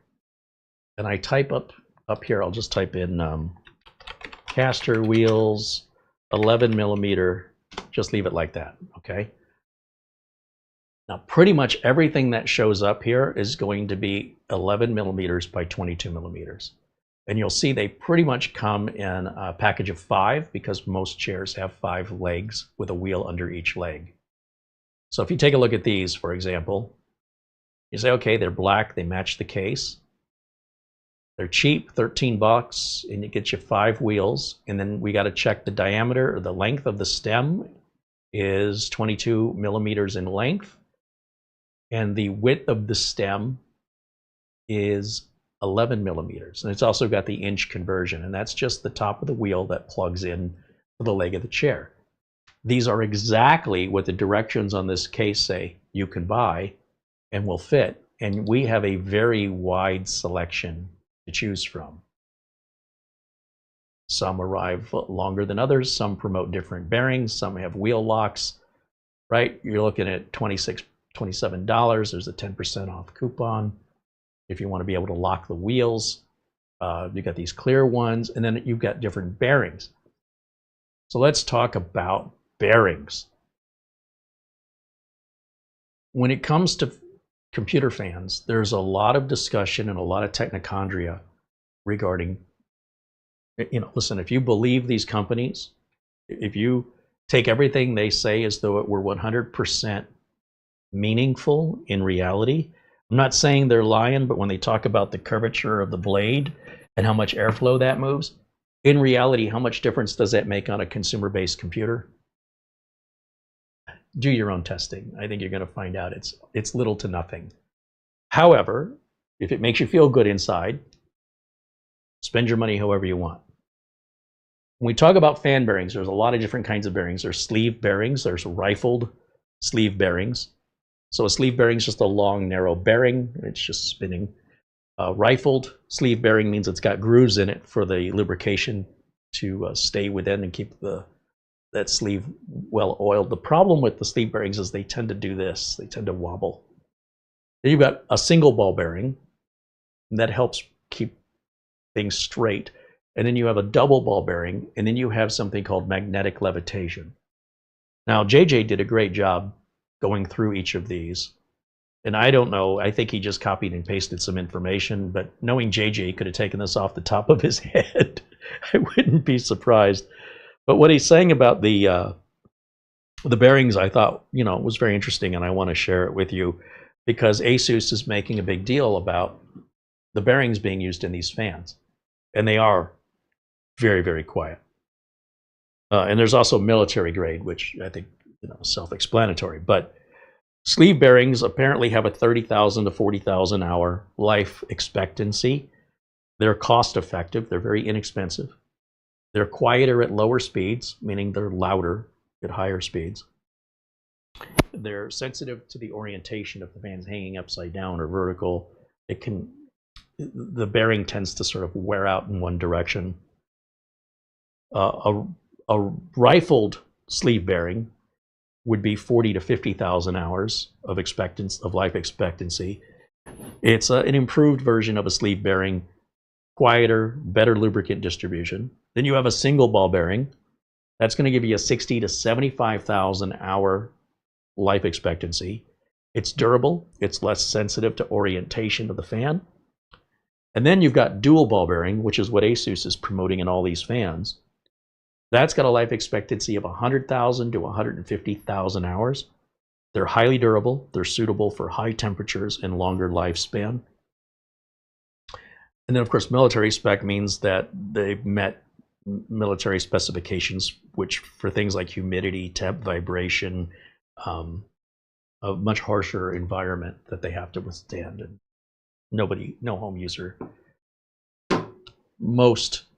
vast majority of home users would not require military spec, but they might want it just because. Let's start at the beginning. On the cheapest fan possible is a sleeve bearing fan with a minimum life expectancy of 30,000, or an average minimum life expectancy of 30,000 hours. Okay, audience, this one's for you. How many hours are there in a year? If you left your computer on with the fans running, sleeve bearing cheapy fans, that maybe gets a little bit louder when they're, maybe not, depending on your case. You might have soundproofing in your case. You may not notice it in the environment you're in with other noises. Maybe you've got a radio or TV on. That's all subjective. But what's not subjective is how many hours are in a year. Let's translate this information to practical reality. Now, of course, there is a good 30-second delay from when I talk to when you hear me. So there's going to be some awkward pausing as I'm waiting for people in the chat to respond. Binaural Gaming says there are 8,760 hours in a year. That is correct. So at 30,000 hours, how many years of 24/7 use, minimal average, would you expect to get out of the cheapest fan you can buy today? Amazing Airshow Video says 30,000 hours is equal to 3.42 years.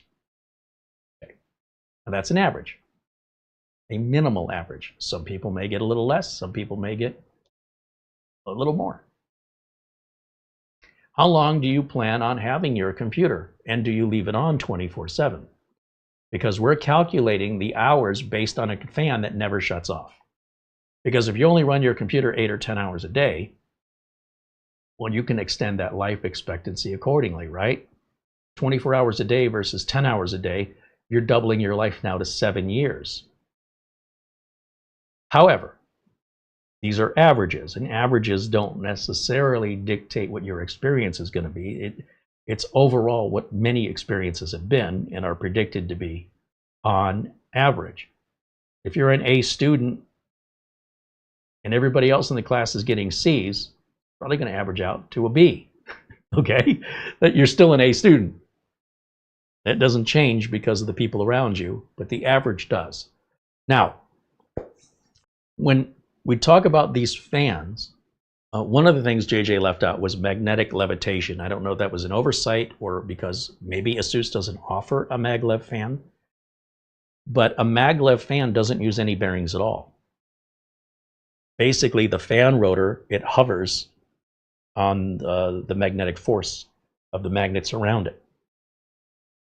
So a lot of the wear and tear and rotor damage or anything like that that happens at the bearing where the weight of the fan or the rotor is on that bearing, that's where your wear is occurring. When you get rid of the bearing and all you're dealing with is magnets, all that wear and tear goes away, and you have a fan that should last potentially forever. But there's a cost differential here. The lower the life expectancy of the fan, the cheaper the fan's going to be. Now, the minute you start adding RGB, forget about it. There's no deal.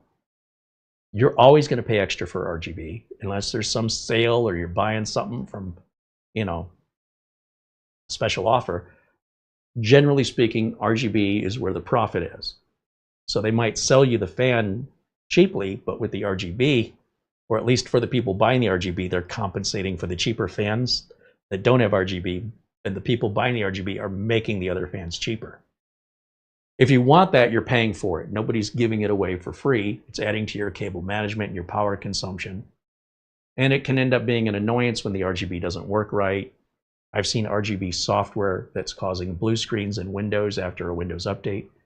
And we're trying to figure out where these blue screens came from and find out it was the manufacturer's RGB software. The motherboard manufacturer, like ASUS Aura, literally caused this problem live on camera a few years ago. And once I reinstalled Windows 3 or 4 times and started installing software one piece at a time, it was painstaking. We did it live on camera.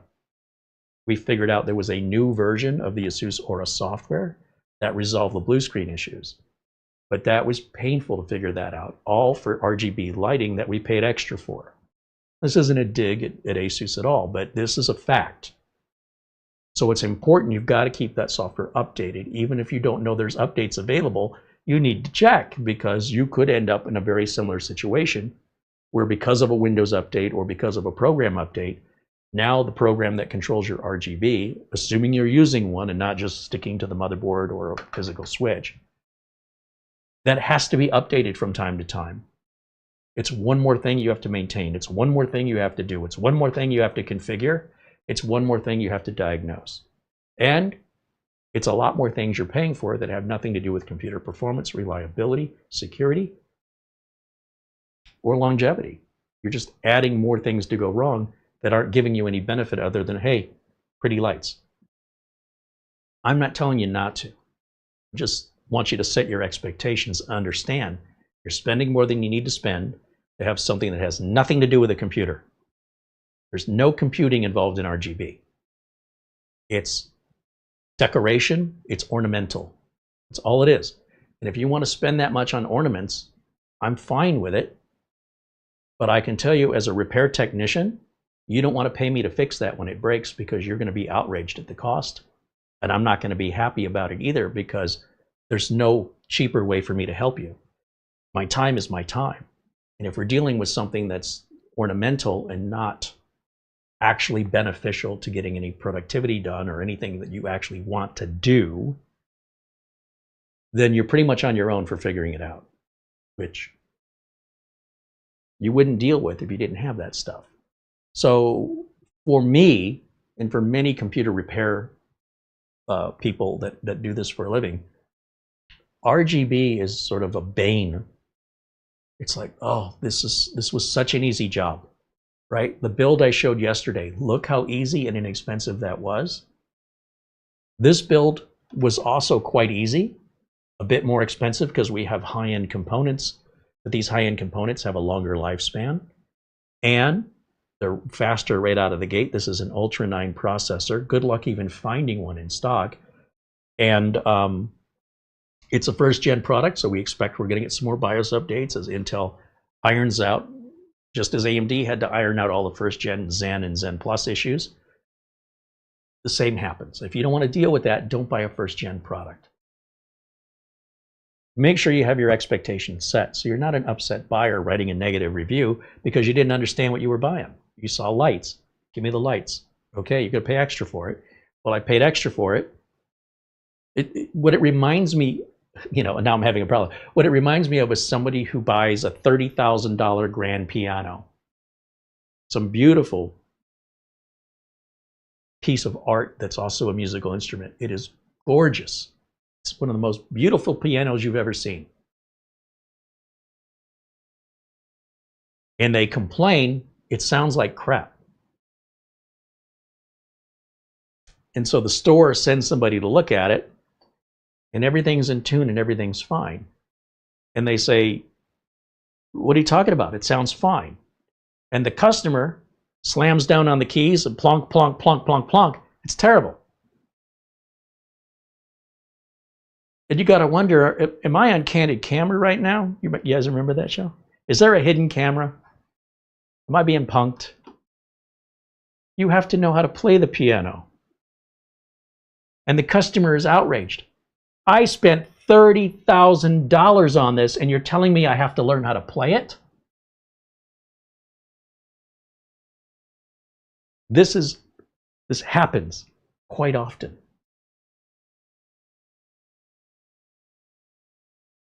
Just wanted to let that sink in for a minute. When it comes to the manufacturing processes of today, everything is much more precise. Everything is mostly made by machine. The factories can run 24 hours a day. Everything is done exactly the same way. Nobody's having a bad day. Nobody's calling in sick. Nobody's sabotaging the company because they're angry. It's just a cold machine precisely doing everything exactly the same. And the factory never has to shut down for holidays or really, I mean, I suppose they might, but they don't have to. Machines don't care. They don't have families to be with. And what you end up with is a more consistent product that is overall better built with more precision than a human being can give on a regular basis in an 8-hour workday, because you might start your day a little slow. The caffeine starts kicking in, and you're a little bit more productive and maybe paying a bit more attention. And maybe your mind is drifting if you're doing some assembly line work and you're not really thinking about what you're doing. And then you start to get tired and dragging towards the end of the day. Machines don't do that. Machines are always the same every time. As a result, you're not seeing as many dead on arrival power supplies, motherboards, fans. Everything is precision machined identically by the hundreds or thousands every hour in a factory that can run 24 hours a day, resulting in a more reliable, better built product that's going to last longer, cost less money to make. And now the cheap fans that you buy today are so much better than the cheap fans we were buying in the 90s. But at the same time, so are the dual bearing fans, and so are the maglev fans, right? They get even better and better. So the question I have is, how long do you think you're going to keep that fan? I don't know. It's just something to consider. How long do you keep your computers? And then, of course, if you plan on keeping it for a certain length of time, probably be ideal to make sure you put parts in that have that sort of life expectancy or better. But if they're triple, quadruple the life expectancy, why are you spending the money for something that doesn't make any sense other than it's a placebo? It makes you feel good. With all that said, this is absolutely one of the quietest computers I have ever turned on that has this many fans and the size of those fans. I had Mara come in, and I told you the story the other day, and I turned the computer around this way, and I said, tell me if this computer is on or off. Just listen and tell me. She's like, hold on, that's off. I go, now come look at the screen. And it was at the desktop. And she's like, holy moly. I'm like, yeah, that's what I'm saying. It's impressive. And the airflow that's coming out of this, I mean, I feel like I have a fan on me. You feel it. At that slower, quieter speed, I got a nice breeze coming at me here, which is lovely. And our CPU temp is crazy low. So, we don't need that big 420 cooler in here. That 360 is just fine. It's an Ultra 9. You can't get any higher end of an Intel chip in there on a socket 1851. That's as hot as they get currently. And it's treating it like it's nothing. So, I am impressed. I'm also impressed with how easy it all was to put together. And I'm surprised at all the little bells, whistles, and features that are added on that aren't necessarily ornamental, but actually useful, but not necessarily required. I mean, I can't miss something I never had. So it's quite possible that, being able to add wheels to this, you just pop the wheels on and they're cheap and they're easy to find. Why won't every case come with that? And then it's going to make me less tolerant to other case designs.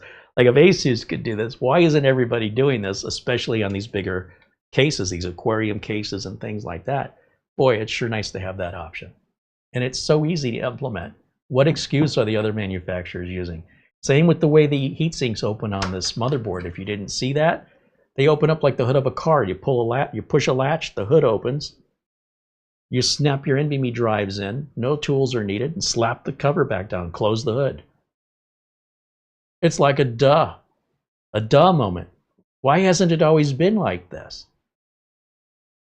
Why have we been accepting less as a society? And right now, that feature is only built into the higher end flagship motherboards, but it will trickle down. Give it a couple years and that'll be standard. You watch. It's a welcome change. And I'm so delighted that ASUS sent us the board, the cooler, for review. And of course, we bought everything else to make it all work. No regrets. You ever see the tattoo meme? Tattoo says no regrets. Whoopsie. No, in fact, I think it's great. So we've got this 3090 Ti we've got to add in here. And as you can see, I put the power supply shroud back on. And in order to do that, I had originally routed all of these cables underneath way down below, and then the power supply shroud wouldn't go on. So I had to unplug everything and just raise it up to use the holes.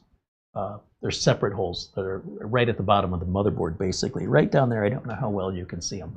But I just had to unplug and reroute the cable. Took all of, 4 seconds per cable, not a big deal. Then the shroud went back on. Now we've got a piece that's going to go on here that's going to cover a lot of this cabling on the right side. And we have our USB 2 cable that feeds the 2 USB ports up here on top. And I'm waiting on a splitter, and what I'll do is I'll unplug the USB from the water block into the splitter, plug this other one into the splitter, and then that will go on here. And the 2 cables are kind of messy. So guess what? I'm going to plug the splitter in and run it through that hole and connect it in the back where no one can see it. And that way it doesn't detract from the overall look of the case.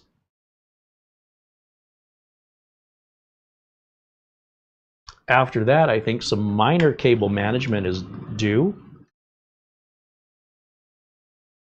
And the machine goes tomorrow. She can start putting her software on it, adjusting the seated mirrors, if you will. We'll take the Apache helicopter. Once she's settled in, we'll keep it just as an emergency backup for a few weeks. And then when she feels like, yeah, I don't need to go back to the other one, we'll bring it here, put it up on the desk. We'll start to dismantle it and clean it and update it from a 10900 to, I don't know. I got some boards laying around. We'll find a home for them in the Apache helicopter. And, we have the full size and the micro ATX Apache helicopter. They're kind of like a father-son set. I don't want to split them up, but at the same time, I don't know where I'm going to put them. And we'll make sure we keep everything updated. As far as any older parts, I know a gentleman that flips PCs, but he only really has the budget to buy older parts. So something like 10th gen, 9th gen parts, I'll sell him because he's local. And he's a techie guy himself, so he's not going to be calling me for support. I don't have to worry about cost of shipping, damage of shipping. And that's very easy to get out of here. What's difficult for me to sell would be, something like this. You don't run into a customer every day that's going to drop $3,000. This is actually going to be more than this is a $2,000 video card. And then with the board and the chip and the case and the RAM and everything in here, we're probably another $2,000. You're probably a $3,000 build here. But it's also going to last 10 years easy. Easy. So, and when I say last 10 years, I don't mean anything's going to fail after 10 years. It just may not meet the requirements of software and other peripherals or Wi-Fi or things 10 years from now. Look how much USB has changed in 10 years and Wi-Fi has changed in 10 years, right? When you have a machine that's 10 years old, it probably is not Windows 11 compatible. So something like that is likely going to happen that reduces the capabilities of what the machine can do. But I still have, and I can assure you, there are plenty of older Windows 95, Windows 98 computers that work perfectly fine today that have never needed a repair. But nobody will use them because they've outlived any usefulness. I think the usefulness will be at least 10 years. That's all I'm trying to say. The parts will continue to work for a very long time. Because if the Windows 95 and 98 computers are still working today, and the manufacturing process has improved as much as I've said it has, the lifespan on this is probably closer to 70 to 100 years in actual reality. I don't know anybody will be using it then, but it probably will still work.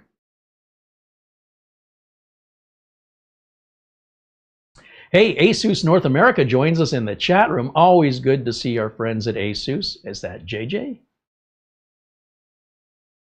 Let me see what I've been missing. I'm sorry, I don't know how long you've been in there. Let's see. Scroll. ASUS North America says, hello all, happy Friday. The build looks like it's coming together nicely. Best of luck. I don't think there's much luck required. When you're using good quality parts, it just goes together. And I'm a tell it like it is kind of guy. I'm not kissing up to anybody. If I thought it was regretful, I'd say as much. I am very happy to have this experience and to see how much I've been missing. This thing is cool. Figuratively and literally. Mitch Morrison joins us. Good to see our friend Mitch. Yes, he says it's JJ, not AJ. That's right. All right, good to see you, JJ. We'll have to bring JJ back on the show again. We're just about at our 2-hour mark, which is generally where I like to end the show. However, as long as we're interacting together, you know, this channel is about community, not about commercials. And so long as you guys have questions or comments, I'll stick around. If everything quiets in the chat and you guys, just like we're hanging out together in real life and the conversation kind of dwindles, all right, well, I guess I'll get going.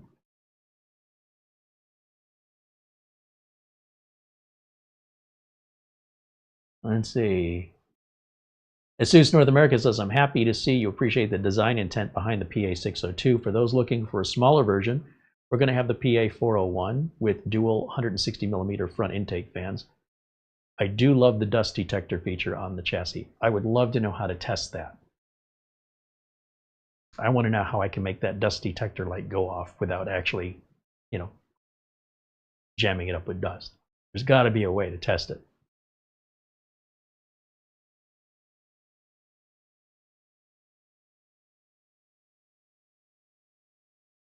Andy Kane says, good to see you, JJ. Lana says, I wish my system had wheels. Use it like an AV cart, like schools. Yeah, well, especially when it's this big. This actually is not as heavy as I thought it was going to be. But once we put the video card in there and put the glass, that big tempered glass back on, I imagine it's going to be good to have wheels on it.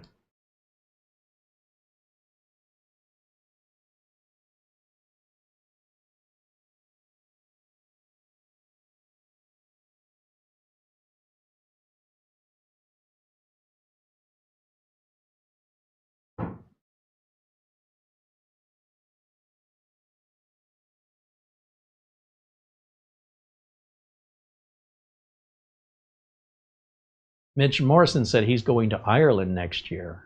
Hey, that was our plans. Scotland and Ireland and the UK. Maybe we'll meet up. Mitch and I. That'd be funny if we were going at the same time. Hey, are those my wheels that came in? Ah! I just heard Amazon deliver a package. We literally have wheels on the way.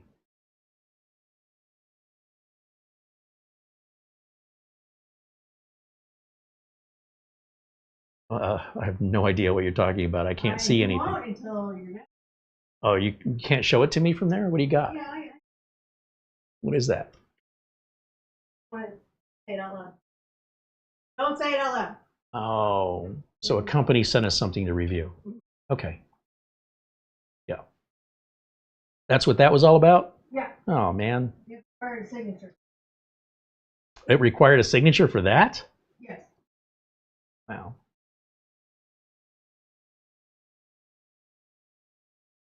David Graham said, I'd like the add-in card for USB better than the splitter. I cannot find a USB 2 add-in card. I can get a USB 3 add-in card, but then I have to get an adapter to adapt it from USB 3 to USB 2. I can run the cable into an adaptive cable that I can run it through the back and into the I/O, but there's no hole big enough back here for me to run that, which means I either have to come in from above the video card or below the video, maybe come in at the bottom and run the cable all the way up and loop it back, or I have to get like a Dremel tool and cut out some of the holes here in the case so I can get the end of the cable to fit through there. And I really don't want to do that either. So I think the splitter is going to be the cleanest way to go, and it should be fine. I'm just a little sad that a motherboard so well equipped is so limited on both USB 3 and 2 ports, but you know, that's why we do the reviews, right? And we don't know the engineering technical limitations of why that was done, but I guarantee there's a reason for it. I just don't know what it is.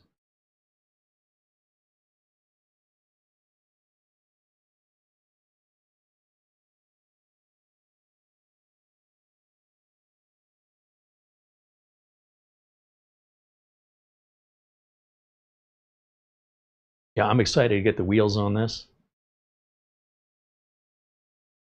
I'm wondering if I can go ahead and put the video card in now. I'm thinking I really wanted to do the USB first. The wheels can go anytime, it doesn't matter.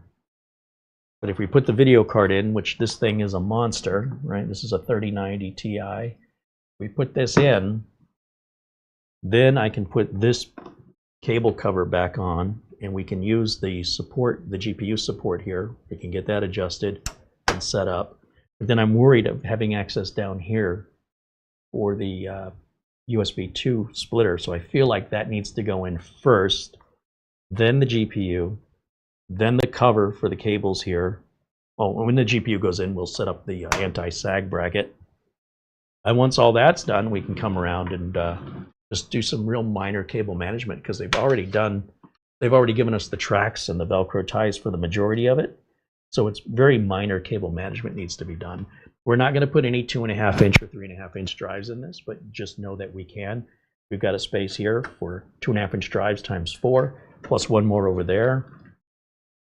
And no, wait a minute, that one may not be 2.5. This one, I'm not sure. I'd have to look at the docs, but I think that one will hold 2.5 or 3.5. That one may also hold a 3.5.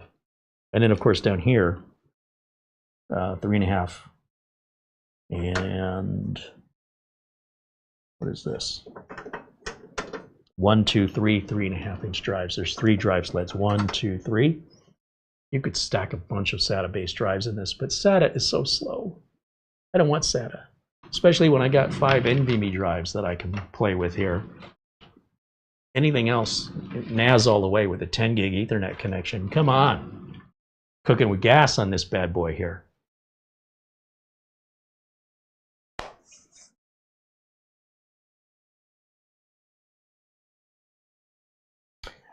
ASUS North America, that's JJ, he wants to know, how do I like the new Q release slim design for removing the graphics card, especially for a larger card? It's a nice feature. You know what? I'm glad you brought that up, because I completely forgot about demonstrating it. We have mentioned it during the motherboard prep, but you had to imagine how it worked. It's not that it requires much imagination. It's pretty clear and intuitive once you see it. But if we go close up in here, we have a latch. Where is it? It's dark in here, and I need my glasses, and I can adjust the camera a little up. But there is a latch. Well, you know what? Does this not have the GPU? So this is our PCIe slot. And normally there's a piece here. Does the ProArt Z890 not? Where did I see that latch? Maybe on a competitor's board and not yours? What am I missing, JJ? Let me tilt the camera up a little bit, because that's angled too far down.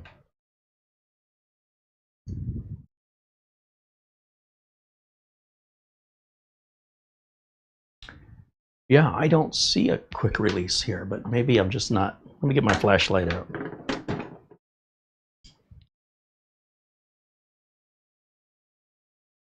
No, I don't think this board has that. What am I missing? Yeah. He says there's no latch now. We fully built it into the slot. So no latch or button is designed. It's built into the slot. What does that mean? How does that work? It looks like any other slot. I can't tell by, you can tell by looking at it that that slot has an easier release. We fully built it into the slot. We first introduced it with the button. That's the way I remember it. But some competitors copied it, which is what I've seen. So now we have Q release slim versus Q release regular. So the regular is the latch or the slider I'm looking for. But you know what? Let's try it. Let me go over here to, we'll make JJ smile here.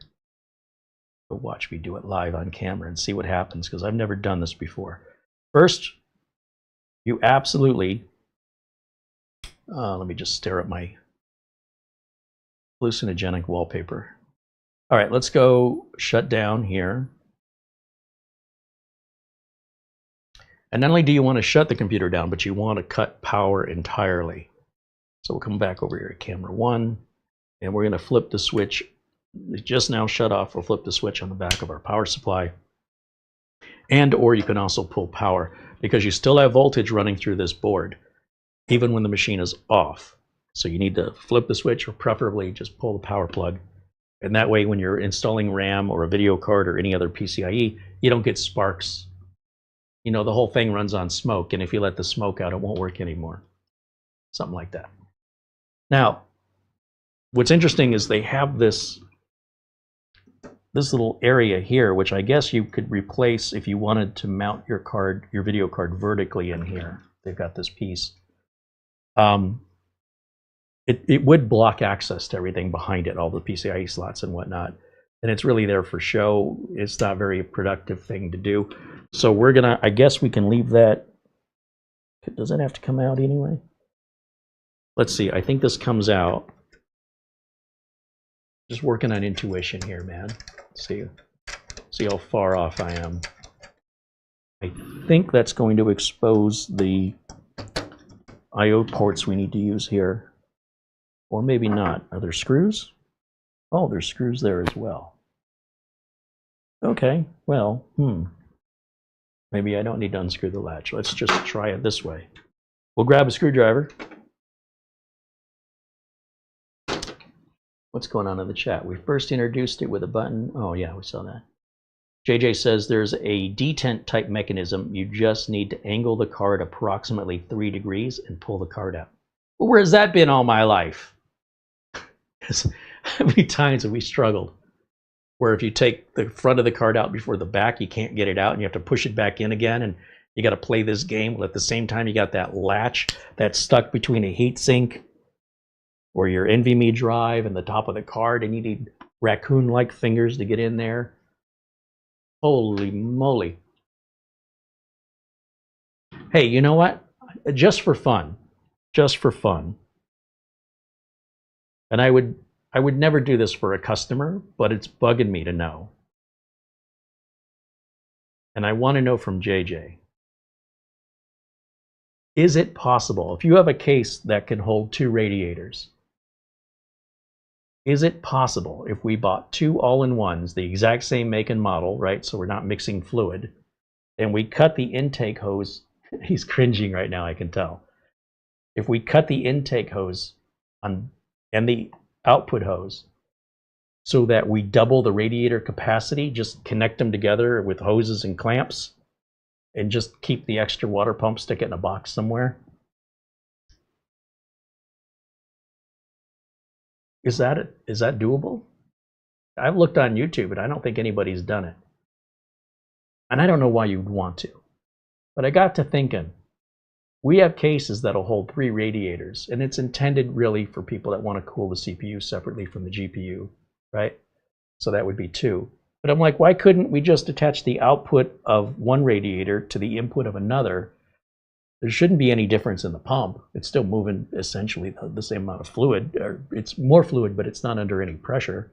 It's not an airtight system, although you want to get bubbles out of it. It's not like it's hermetically sealed. And would it make any difference at all in their cooling? Probably not. I don't know why that kept me up at night last night. When I was thinking, I think I could do that. I would never do it for a customer. This would just be a curiosity, what if? But I have a feeling JJ might know the answer to that. Save me from the heartache and the expense of cutting into a couple of brand new radiators just to see if I could double my radiator capacity with the one pump and whether or not that makes any difference.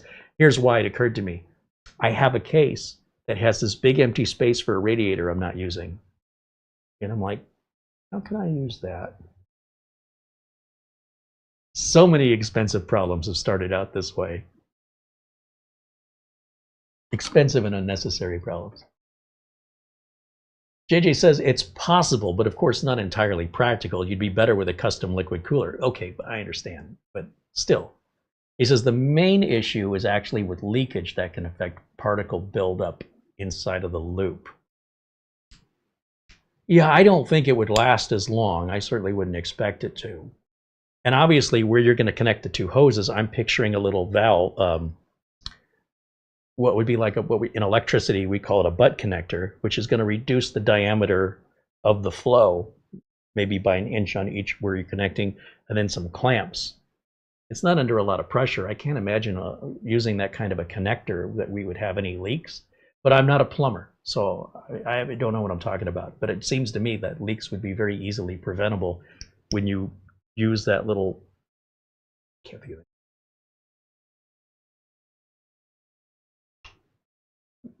It goes inside the hose for about 1 inch, and then the other side goes inside the hose, and it usually has like a lip on it, so the hoses go on right up to the lip, and then you put your clamps on and you tighten your clamps with a screwdriver, or even some really tight zip ties, but probably a screwdriver with traditional radiator clamps that you'd use in a car. And that radiator's under way more pressure than this will ever get, I think. Or I just had a little too much Gatorade. And this is, by the way, this is a hose coupler. That's what Lon does, a hose coupler, of course. This is the kind of stuff that enthusiasts do just because. I avoid that because it's taking me out of my business that I use. I won't make any money on that. That's just going to cost me money just to go, what would happen? But if I could know, just asking somebody, it would save me the effort.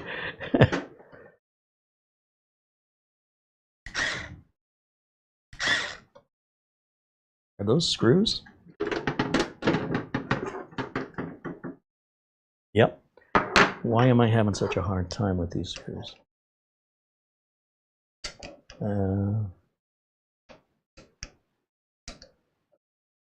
None of my bits are fitting. Whatever size head that is different. Not to worry, I have multiple options here. Let's try my jeweler's drivers. So the biggest one of my jeweler's drivers might be the right one here. That's a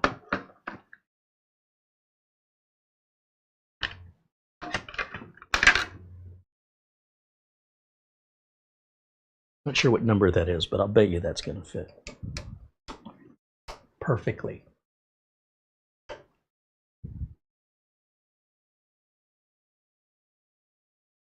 I have no idea if this is even necessary, but I'm going to just go with my intuition. It's weird that these countersunk screws have a different style of.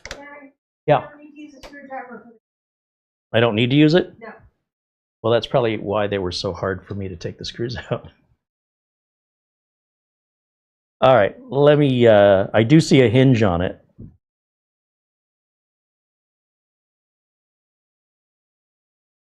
All right, so we don't take those out.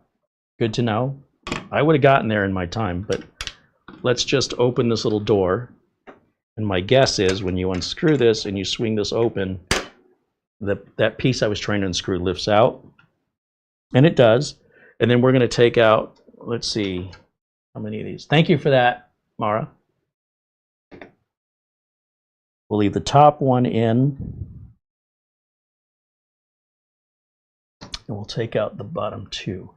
So if I leave the top one, oh, I don't have to tighten any screws. I like that. Now we always save these. We'll put them in the motherboard box in case in case we want to change the video card out later, which is a pretty common thing for most people. They don't normally change out CPUs, but changing out video cards, that tends to be a pretty common upgrade, at least in my line of work.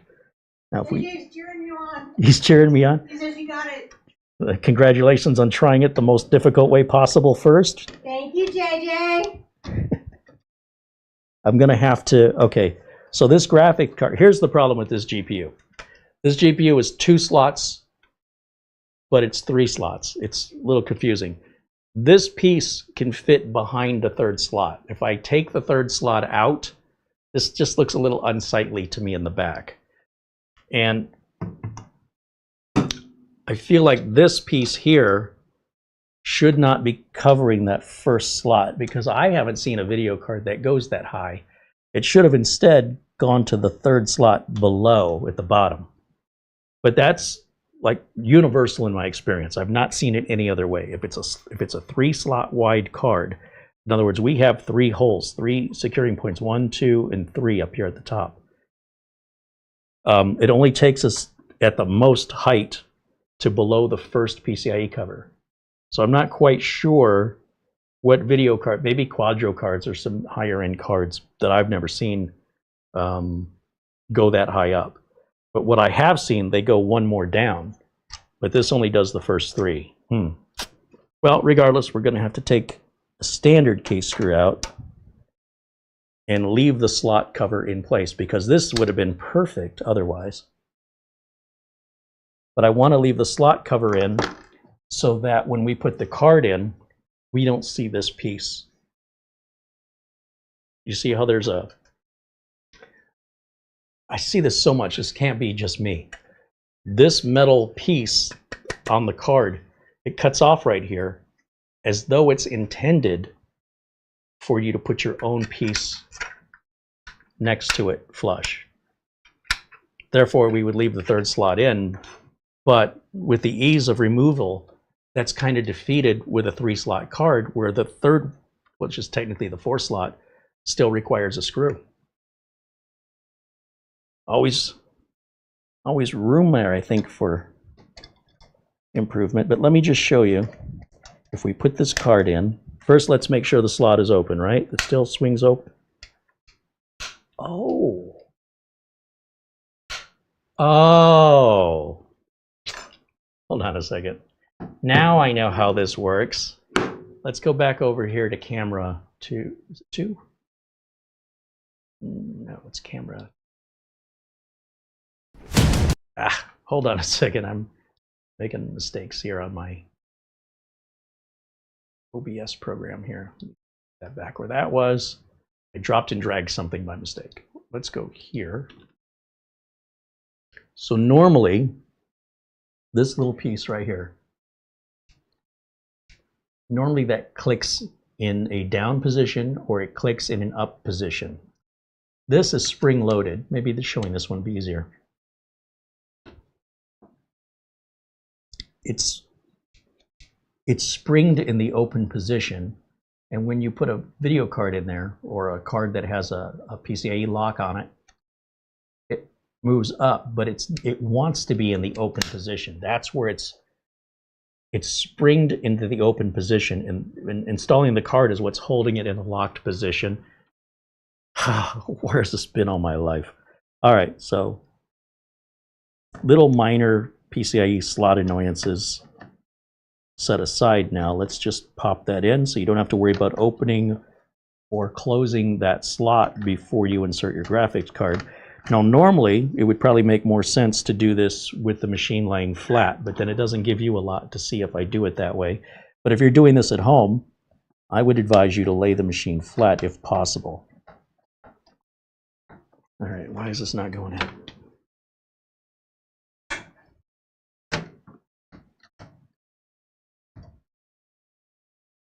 This is a big, heavy video card. And I think I am making my life far more difficult than normal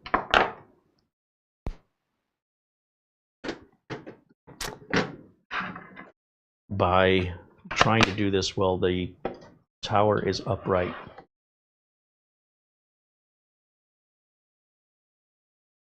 So let's go back to camera 1. Let me just get these cables out of my way. Let's lay this down flat. Oh, it's heavy. It's about to get a lot heavier. Hey, once I get the wheels on this, I won't need the lazy Susan. I can just rotate it around easy.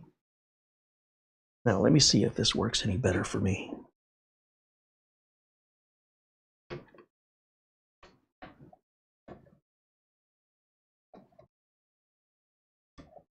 And a really tight fit here. Ah, there it goes. Okay. Now I do have to put one screw back in. Figure out what I did with it. There it is.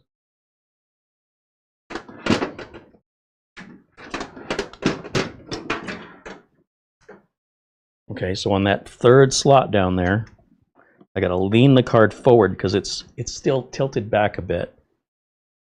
Hold on, wait, before I do this, hold on. Let's bring this, oh my gosh, it just got a lot heavier. Okay, we're gonna bring this back up. Oh, jeez. Yeah, I'm getting old, and these cases aren't getting any lighter. Just imagine when that big piece of tempered glass that's heavy goes on there.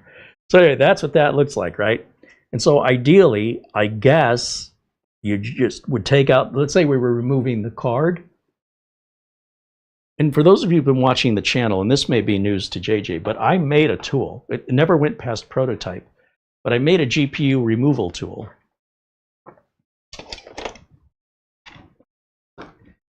And these are the prototypes here. 3D printed, one with this design at the end and one with a hook design with my logo on the handle.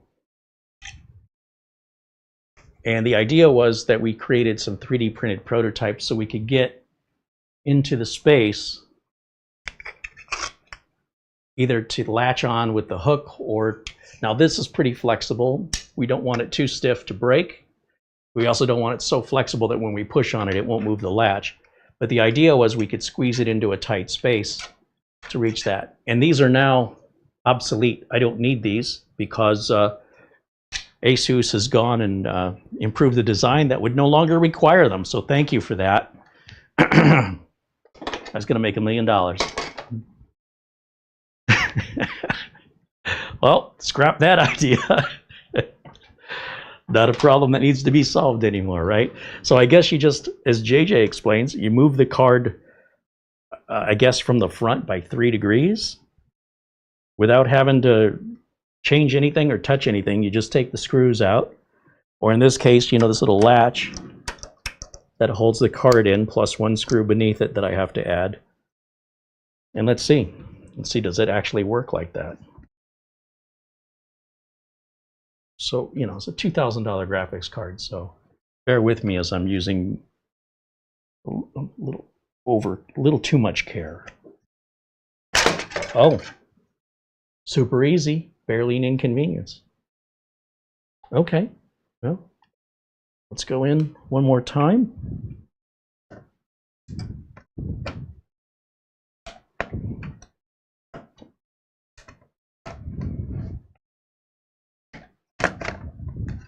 This is very difficult to do upright. I will tell you, with a card this big and heavy, it doesn't want to, it wants to go in at an angle, and it's a great way to damage a slot or damage the card. It's not worth it for me in making sure you have a good angle. Obviously, we need an overhead camera, but then you'd just be looking at the top of my head as I lean in. So there's no real good way to demonstrate this, at least with the way the studio's set up currently. But I think you know how a graphics card, oh my goodness, goes in.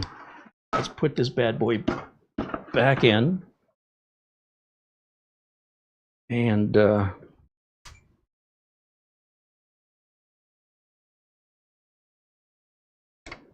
again, I'm so accustomed to having to set that latch into the open position. It's weird to not have to do that.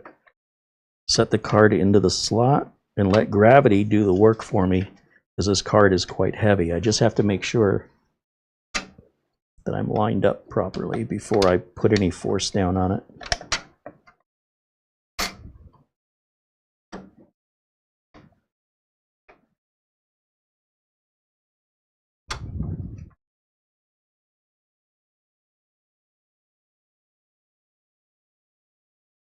Come on, Carrie. It's not rocket science. I can't see. I got to look around the card. And we've got a big NVMe heatsink in the way. And then the card itself is in the way from the other direction. So it's hard to align the PCIe plug with the socket. But I just did it, so I think I'm just not familiar with what I'm feeling for here.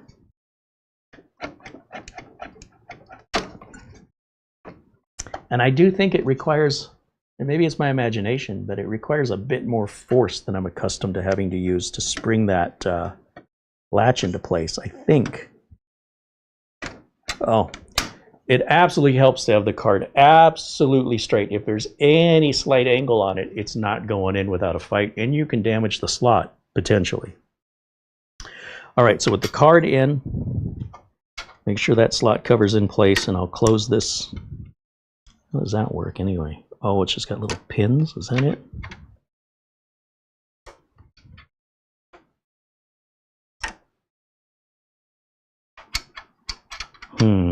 What am I missing?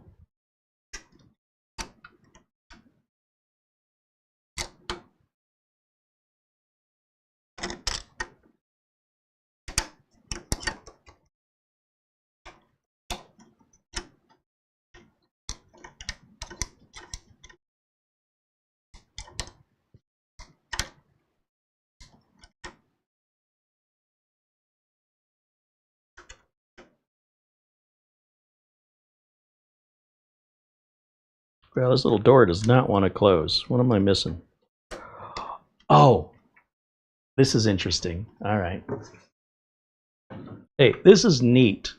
Seeing stuff that's different. You know, everything, after a while, I'm just expecting the same. All right, so we have a little door that opens. This door doesn't just open. It also comes out in a way. Not just, it doesn't just open like this. It opens like this. So if I can show you on a close-up camera, one of the reasons I'm having trouble opening this is look at how it moves in and out. So first I have to push it in and then lift this up. Now I'm getting some resistance. And there's little pins underneath this that should go into the holes that you would normally put the screws in. But that's what's throwing me off, is this. It's got a hinge on it. And it's bizarre. New experiences for me today. And because I can share these with you live while they're happening, they're virtually new experiences for you too. Only you're not the one embarrassing yourself. But hey, you know, none of us are born knowing this. So go easy on yourself. All right, I think, I don't know, does that just go in there like that? Ooh, that's awfully bowed. Oh, there it goes.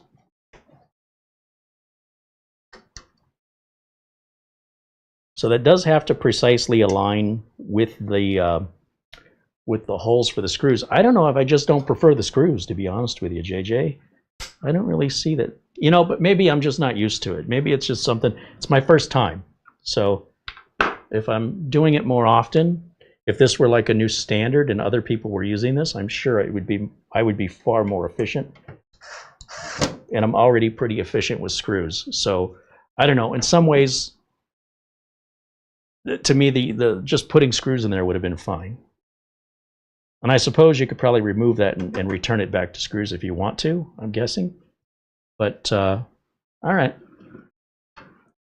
All right, I'm just getting old. Let's just bring this back up.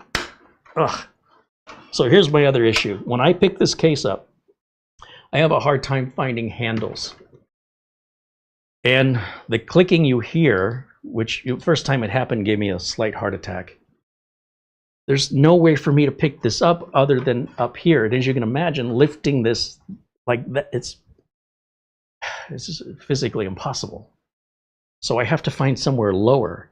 And where I end up grabbing it is on a decorative piece that I'm popping out of position. And I'm picking it up like I'm instinctively grabbing it down here. And you see that bow right there? It's not supposed to be picked up from there. It doesn't. There, that just went back in. They want you to pick it up from up here. And on a lot of cases, I'm used to this whole piece coming off, so I've learned not to pick it up from up here. But with this case, it's different. I'm looking for somewhere in the middle or the front. There's nowhere for me to grab this on the front unless I go all the way to the bottom. And then there's no latch for me to grab onto the back, which is how I normally pick up computer cases. This one only wants to be picked up one way, and that's up here. That's going to take some getting used to. Just another observation. Now with the graphics card in, we do have a power cable, ATX 3 power cable. And we will plug that bad boy in right there. Yeah, you know, if JJ hadn't pointed that out, I never would have realized that that was a, like, if he hadn't pointed that out and I needed to take this GPU out, I'd still be trying to reach in and open that lever. Just saying. I had no idea that's how that worked. So lots of innovation in the case, and not just innovation for the sake of innovation, but innovation that's actually practical and useful. So that's always good to see. I guess we can try this. Oh, you can already see something that's happened here. Where did my slot cover go?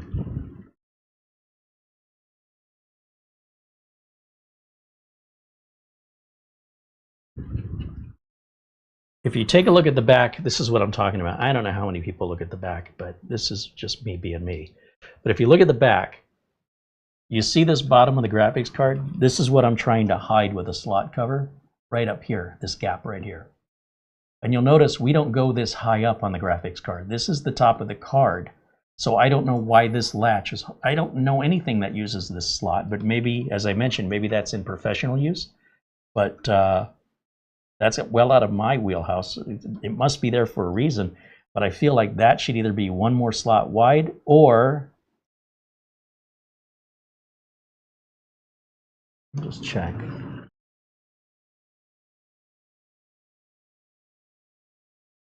Or I've done something.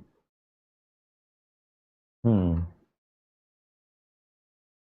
don't know. I just don't like this hole. This bugs me. There's got to be a way to fill that hole in.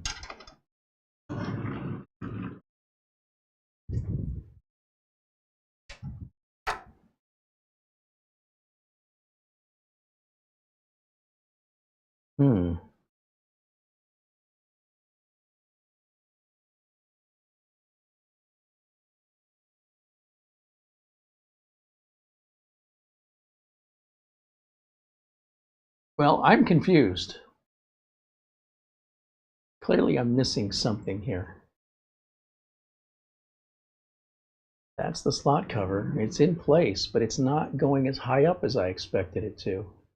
Now, this is clearly a card design issue. This isn't on ASUS. In fact, if we would have got a ProArt GPU, it'd probably look better in there. But I've got a great big hole. I don't know how well you can see that. But it goes right through here, and then a big gap right there. So my preference would be to have a cover there. And then it would look good. That's nothing critical, but it's just a little something that I will figure out. I don't understand what this hole is for. I never noticed that before. I mean, that's clearly the back of the card. All right, well, whatever. Let's go back to camera 1, and we'll hook it up, turn it on, and see if we get video output here. make sure our card's working. We can load the NVIDIA driver, and who knows, maybe Amazon will show up with our wheels before we're done, but I'm not going to hold my breath on that.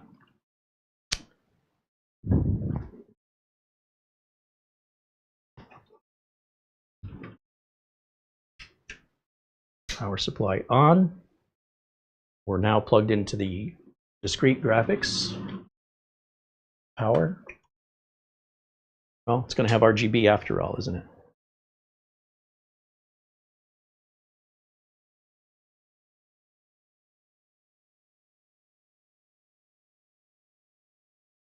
JJ says it's funny you mentioned the limitation of lifting the case where I want handles. He said most people complain about us putting handles on the chassis. How are they lifting it? Are they all 6 feet tall? I don't know.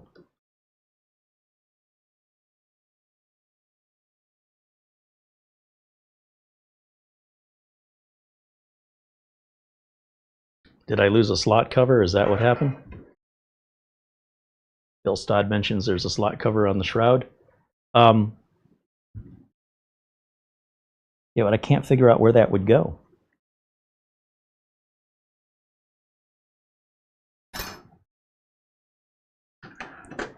Wait a minute, let me get my flashlight and take another look here. I mean, it looks like we've got a screw in every single mount point. So I don't know where that slot cover would go. There's no room for another slot cover. Oh, wait a minute, maybe there is. Maybe. No, I don't think there is. If you look, we are completely flush with the top here. Then we go to the GPU, and then there's this gap, and then they're all flush. There's no room to put something there. But I'll have to take another look at it off camera. I can't really do a live show and look that in depth. Why do we have 3 slot covers? Because we use 3 slots, right?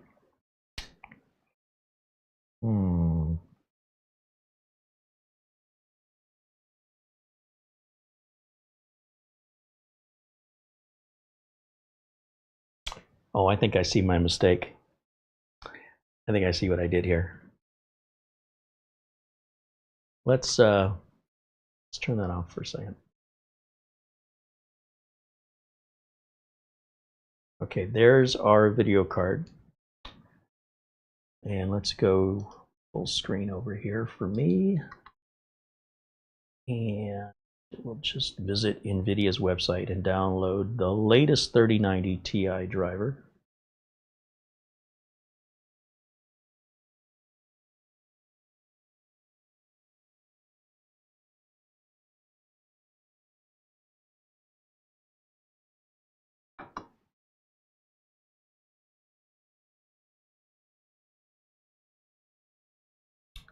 All right. GeForce.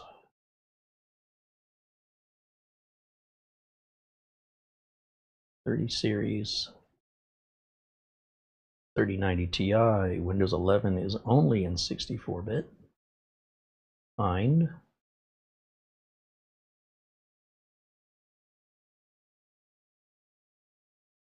Studio driver or game? Hey, Mara? Studio driver or game ready driver? Do you want the NVIDIA Studio driver? Or do you want the game ready driver? Great question.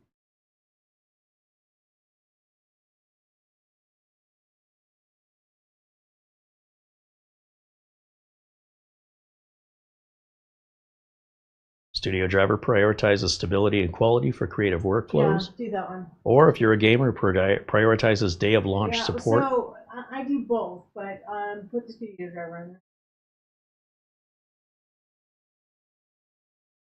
Okay.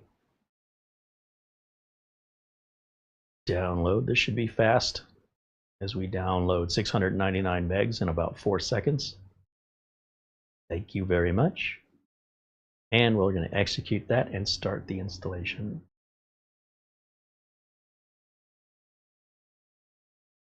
And with this processor and this RAM, not only is our download fast, but our extraction and installation should equally be mind-bogglingly quick compared to what you might be accustomed to there watching at home. To give you some idea of, other than benchmarking numbers, seeing in reality how long to take, does something familiar that we've all installed that you might be familiar with doing yourself, how does this compare to what your machine does? To give you some idea of the processor's capability and the overall chipset. Now, we also have that anti-sag bracket, which I almost forgot about, and we can adjust that as soon as we're done here. I just want to see how long this install takes, as we are unscripted, live, and in real time. And then you can use that as a benchmark, a real-life practical benchmark, compared to what your system would take to install an equivalent driver for your graphics card, which are, you know, let's face it, they're bigger than they've ever been on these drivers and likely only getting bigger from here on out.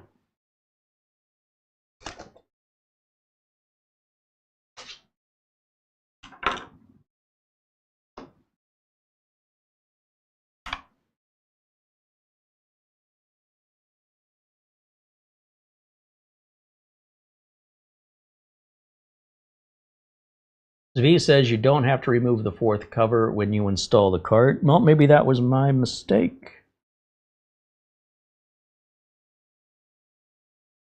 I'm not sure.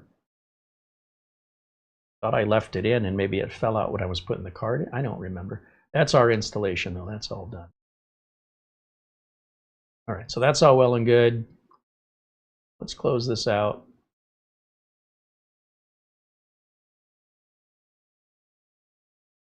We've already done this. Why is it asking? All right, get out of the way. Close that out. Shut this down.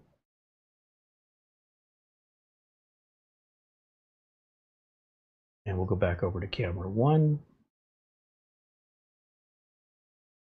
There. And in just a second, we'll see the power turn off on that. In fact, we'll hear that click. I don't know if you heard that, but it's very satisfying. All right, so the GPU support bracket here is just to prevent sagging from occurring from a big, heavy card. I don't know that it really causes a problem. It's more of a visual, you know, people might see the card sag. This one looks like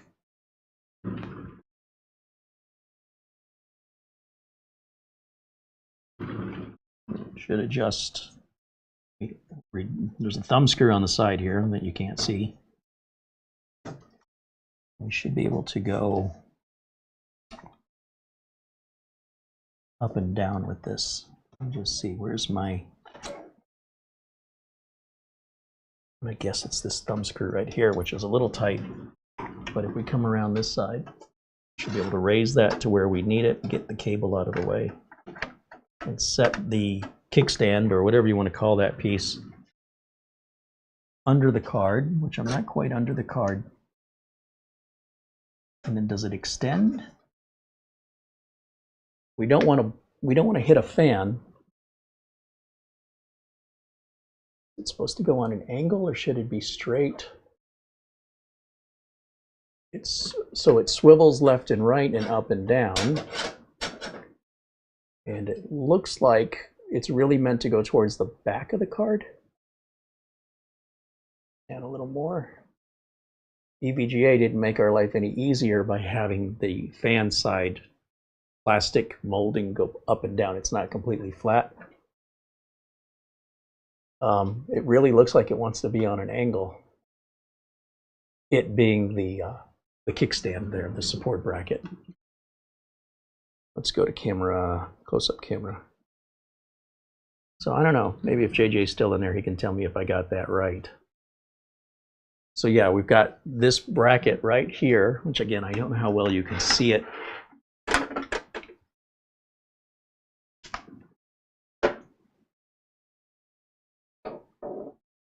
Reduce that light a little.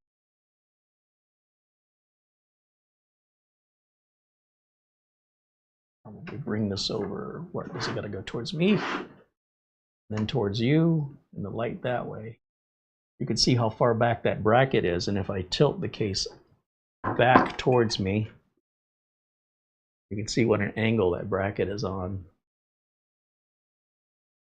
I mean, it's black and it blends in, and we don't want the that kickstand to hit the fan. We'll see if JJ's in there, if there's any correction, or is that the way it's supposed to look? I don't normally use support brackets on GPUs, but I also don't normally install 3-slot wide heavy GPUs. I think we've only seen 3 of those, 3 or 4 of them. Usually they're only double wides, and I guess a support bracket can help, but they're not really necessary.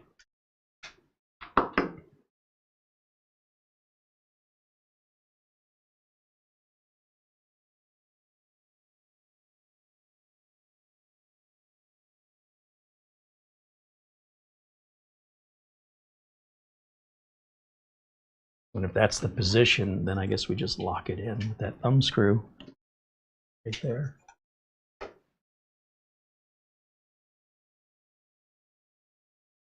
Oh, and I can still access everything down here just fine. And then the plastic shroud here that goes along the back should still fit on there real easily.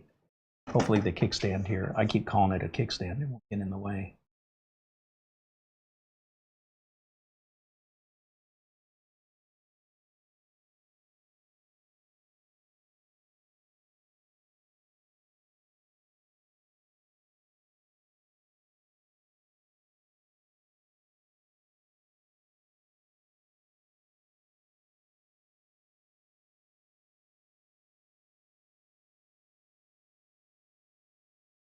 Do I want to borrow a level? I have levels here. I'm just not that anal about it. You know, as long as it looks straight, it doesn't have to actually be 100% straight. It looks pretty level to me. Keep in mind the camera is a bit on an angle there as well. So you might have the illusion of an angle where there isn't one in reality, or you might be more sensitive to the angle than I am. But I think it looks completely dead on to me.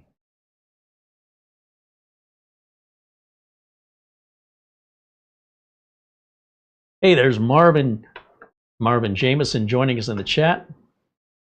Happy holidays, Marvin. Good to see you again, my friend.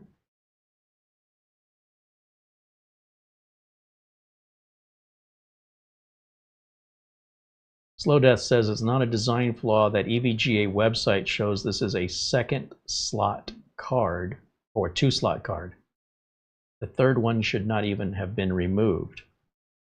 Well, it's a little deceiving because there are 3 tabs underneath the card. So if you look at this side of the case, turn this. Well, wait a minute. This may not be an adequate description because the slot covers. maybe I'm dreaming. Let me turn this back off back here. Bugging me. That also kind of blows my mind. I just expect this to open like a door. I don't expect it to come out the way that it does, hinged. Gosh, that's so weird. All right.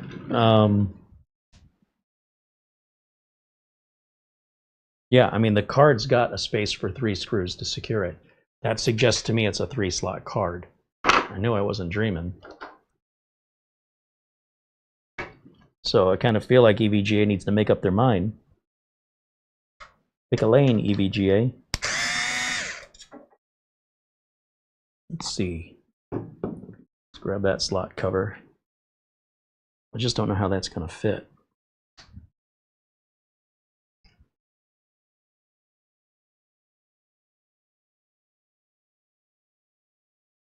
Let's try this. Let me unplug everything, because that card has to sit on top of the slot cover. So the card has to come back out. Well, thankfully, ASUS has made this easy, or at least easier than it's been in the past. And let's see if I can do this without dropping. Oh. Gosh, that's heavy. Let's move the kickstand out of the way for right now. Yeah, the kickstand doesn't seem to extend. maybe it does. Let's worry about that later. ProArt VGA holder is what ASUS calls that. I call it a kickstand. Let me unplug the cable, the ATX power cable from the back of the power supply. And then we'll grab the VGA card here, or the EVGA card as the case may be, angle it up a little bit, just wiggle it, and it just comes right out. Super easy. Oh, that is such a welcome engineering design. So the problem with leaving that 1, 2, 3, it's the third slot cover, it's not the fourth one, is that the card also has to secure with that as well. That's what the third hole, 1, 2, 3. And it looks like it could sit right on top.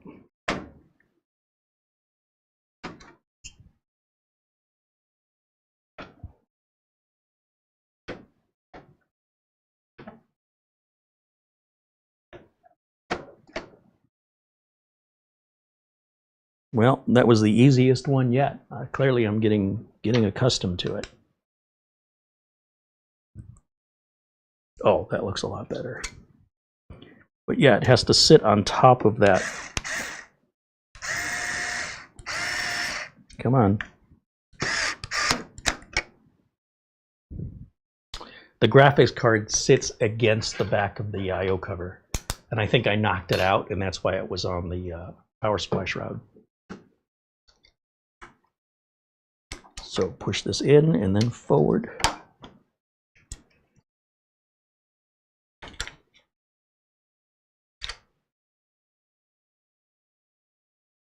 See if that looks better. Ooh. Yeah. Thought it was bowing, but oh, go back up. See, I'm even picking it up from the right place this time around. As I familiarize myself with this design, it does become easier. But you can see we are, if we go to close-up camera, we are right up at that heatsink. That Gen 5 heatsink ends, and there's a very small gap to the top of the, or what is the bottom of the video card. That's a little worrisome, but that can't be more than 2 millimeters of space between those. That's a tight fit. However, you know, those Gen 5 drives, they need those heat sinks. Not quite sure what else you can do to give yourself a little more breathing room in there, but I guess that's going to be okay. And the support bracket here.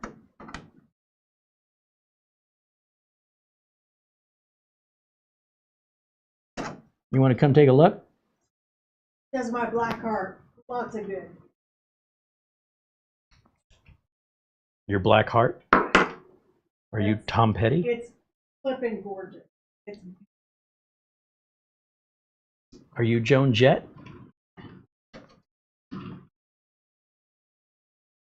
You approve? I approve. Now see the back. 1000%. Now do you see the back the way it looks with that slot cover there? And it sort of overrides the slot cover.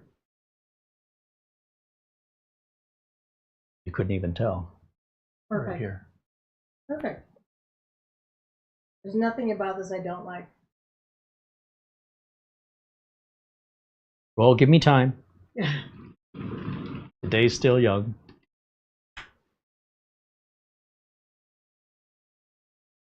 Yeah, that is truly, that's graceful. Beautiful. Even without the RGB, you could put a clear panel on that and it's still wonderful to look at. It's going to have a clear pit, well, smoky. The inside, the outside, everything about it is. So I'll look a little bit more if there's anything else to do with the anti-sag bracket. I think that's all there is, but I need to look into that. Again, I don't normally use them, but I also don't normally, I mean, I'm happy with internal graphics. In fact, When we upgraded Mitch's computer from the older AMD to a newer AMD, he had a graphics card in there, like a 970 or a 1080. I can't remember. Maybe it was older. Maybe it was a 760. But I suggested that he doesn't need this GPU anymore, that likely the internal graphics of a modern AMD and Intel processor are equal to or better than that older card, or that he's not even using it anyway. So I said, here's what I recommend we do. Let's leave the card out. Just use internal graphics. Use the computer as you normally would, and you tell me what if you notice any difference. You render your videos, whatever you need to do. Because the CPU is so much more powerful, it's more RAM, and it's DDR. It was DDR5 versus DDR4. I go, when you actually use the computer, forget the benchmarks. When you use it, you tell me if you can tell if you have a video card discrete in there, or if you're on internal graphics. And if you feel like, yeah, it was better with the discrete graphics card, well, you could just slap it back in. But I got a feeling you're not going to notice it. And follow up with Mitch. He goes, yeah, I don't. All I know is this computer's fast. All my renderings happen fast. Handbrake happens fast. He goes, I don't see any reason why I should put that graphics card back in. So there you go. But everybody's different. What they expect is different. And the best way is to actually test drive it rather than watching other people test drive things and then determining if you're going to make that investment. The best thing you can do is decide what you think is right for you. Make sure you buy from a place that has easy returns like Amazon does. And give her a go and let us know what you think. Because you, the human, your experience is the best benchmark because it's not synthetic. It's real world, practical reality that deals with feelings and emotions that synthetic benchmarks will never ever be able to do. Never will they be able to taste or smell, not to the level of a human being. They might be able to detect sodium or certain chemicals, but they never in our lifetime are they going to feel pain, suffering, joy, sadness, texture. It's like a human being that's on painkillers. There's something numb about it. So benchmarks to me are numb. And therefore they're not worthless, but they're definitely not a replacement for actual experience and real feelings. How do you feel anything when you're numb? And that's the kind of feedback I like to hear from my viewers, is what their actual experience is. Not what they saw somebody do on YouTube, not what they read in a forum. What was your experience and how did you define it? As good or as bad? And what was it you liked or didn't like? That kind of resource is much more valuable to me than conjecture online or synthetic benchmarks. The fact that you even believe synthetic benchmarks aren't lying to you or aren't manipulated shows how easily manipulatable people are, because you don't really know what's going on behind the scenes on these benchmarks. Not to say they're doing anything they shouldn't, but the bottom line is it's not going to change your feelings. When you sit down and spend your hard-earned money on something, you have certain expectations, and the only way you're going to know if they're met is when you actually use the computer for something other than benchmarks. But there are people who only buy and build computers to run benchmarks on them. They're not my customers. They're just hobbyists looking for something to do. All the power to them, but I can't earn a living from that. So when it comes to actually using a computer to do whatever it is you bought the computer to do, outside of running synthetic benchmarks, only then can you and you alone determine if that was a good value, what you like or dislike. And if you share that with us in our comments and our live chat, we really appreciate real feedback from real people who spent their real money, and whether or not they're glad they did it, remorseful they did it, or if everything kind of worked out pretty much matched online. I got a feeling there are little details you're not picking up online and you're not going to otherwise know unless you have your hands on it. And if you have some emotional attachment financially, that you've got some money in the thing, that there's an emotion to that, an anxiety or a release, an emotional release. Oh, this is better than I thought it would be. that it's very difficult to convey in a video because we all may not agree on what's exciting, right? For me, not having to deal with a latch to take out the GPU is a pretty big deal. On the other hand, I'm not sure I'm a big fan of that. So it's not all just 100% blind praise. I would rather have some indents elsewhere to pick this case up, but I'm also delighted I can put ordinary, everyday, commonplace, inexpensive caster wheels on this. Why doesn't every case that's big do that? So I just call it the way I see it and the way I feel it. And I'm very, very happy with this case. And if I can't find room for improvement somewhere, I'm not doing my job. I don't care if you show me the perfect product, I'll find a way, even if it's a preference, to make it a little bit better, in my opinion. But, you know, for what this case costs, you do get a lot for the money. So there is that.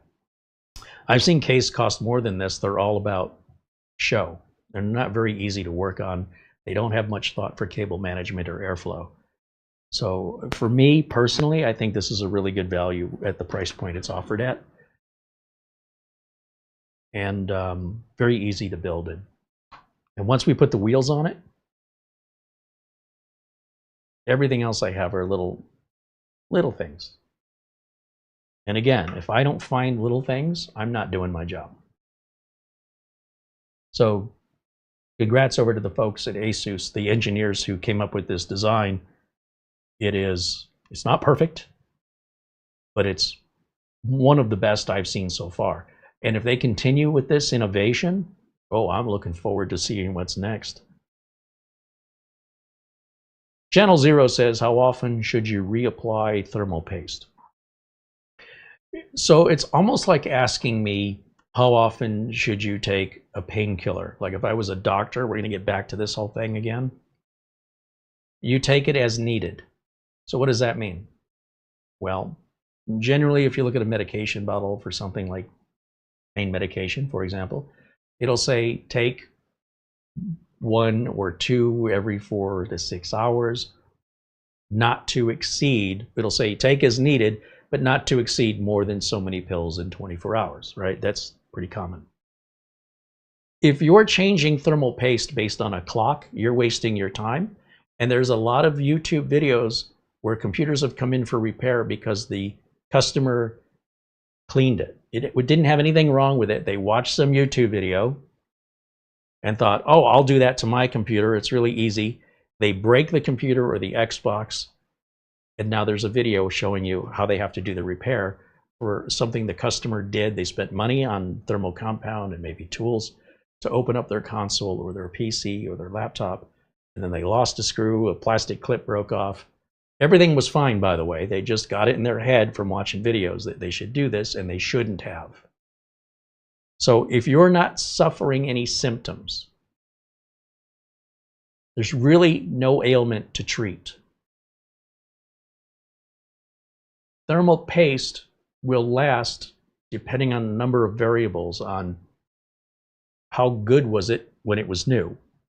The difference between a cheap thermal compound and an expensive one isn't how well it cools, right? You're still going to get the same temps within a margin of error. They're the same.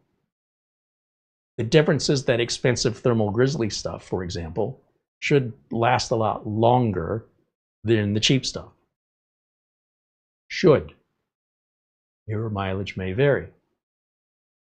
If you're somebody who's taking your CPU off and on or your heatsink off and on, you probably don't want to use an expensive thermal compound. People are buying the expensive stuff thinking it cools better. It doesn't. It doesn't. Not by any margin of degree of error that you would find in testing with the room temperature changing in between tests. But it should last longer. So if you want to apply it once and not deal with it for a long time, thermal grizzly would probably make more sense. If you're somebody that's constantly taking your heatsink off, probably thermal pads. You don't even deal with the thermal grease at all. If you live in an environment that's really dry and dusty, like a desert where I live, you might have thermal compound dry out sooner than if you live somewhere more humid. But again, it also depends if you're overclocking, if your heatsink is sat correctly and your system is cooling properly, or if you're running excessively hot temperatures. That's going to degrade your components, including your thermal compound, to a lower lifespan than otherwise. So there's no right answer here other than to say this. If your computer is having a problem and you're asking me how to fix it, my response may be, have you tried changing the thermal compound? But if you're asking me, how often should I go to a surgeon, have them cut me open and look at my insides to see if anything is wrong? I'd say 0. Wait until something is wrong and they have a reason to get inside of you. And then while they're in there, they'll take a look around and see if they find anything else. Because that's awfully invasive, dangerous, and you could not survive the routine, something as simple as Joan Rivers going in for the orthoscopy, never came out again. So was that necessary? It was elective. She didn't have to do it. This happens all the time. And my attitude is always safety first. And I don't cure things that don't have symptoms. I don't fix things that aren't broken. So if you're having a problem with your computer, that's what we're here to. We'll be glad to give you some suggestions. And if your computer is running a bit hot, the answer may not have anything to do with thermal compound. That may not even come from our lips or our keyboards to even recommend you go there. Maybe it will, but maybe it won't. Maybe the first thing is to check and see if your radiator or your heatsink are clogged. Sometimes you can get clogs, you can't see them. Sometimes the heatsink isn't mounted properly onto the top of the CPU. Sometimes the problem is a fan isn't spinning properly and isn't moving the airflow it's supposed to move because the BIOS has been set incorrectly. Maybe it's on silent mode instead of performance or standard mode, for example. There's usually a very simple fix most of the time, and most of the time people overthink the problem.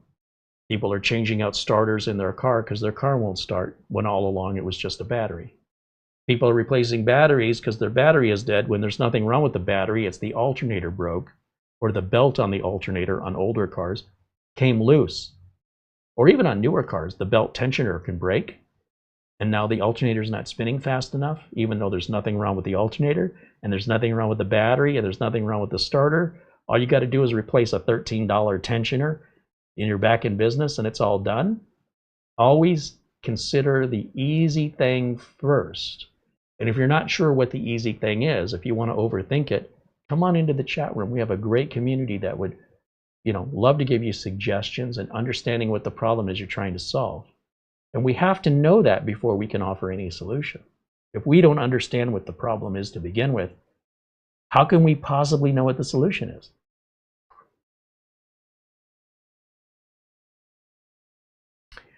JJ at ASUS there says, we do agree that there is no need to change thermal compound that comes with the cooler. It is tested and validated for performance and lifespan. There you go.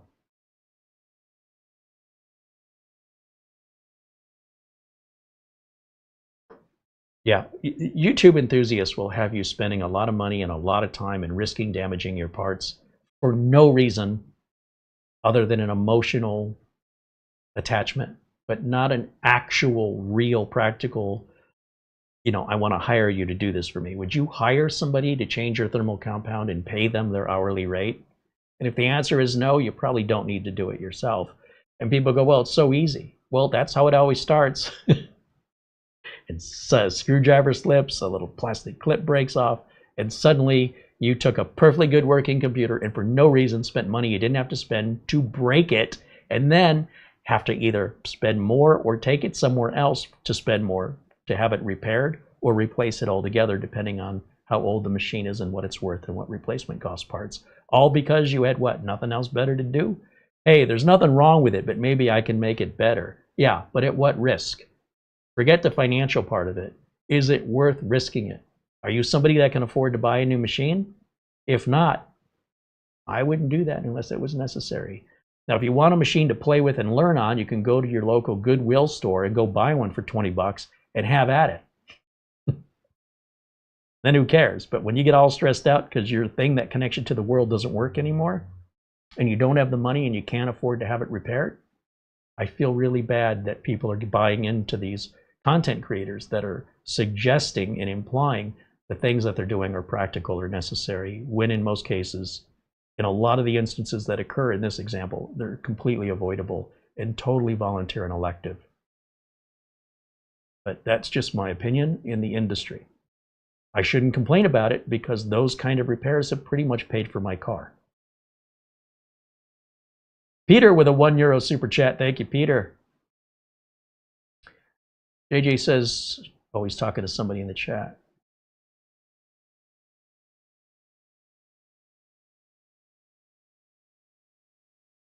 Oh, 24H2, 20, I got 24H2 on the brain. 2H2K in the chat says, I love the ASUS driver hub. And then JJ says, well, thank you. It's a great addition. It's a new addition. It's a lightweight web-based option for installing drivers and utilities. Just a quick check without having to install the full ASUS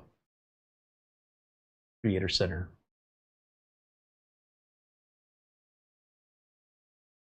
Paul Strasser said, Carrie, had you looked on the Motherboard website to see if the RAM is compatible with that board? So I think maybe you're joining us a bit late. We did discuss that early on. Just because RAM is not listed on a website doesn't mean it doesn't work. They cannot possibly test every kit of RAM on the market. And it's something JJ and I will explore more as we have a conversation about this. But I never, and let me emphasize and underscore, never check a QVL list. And it's never a problem, never.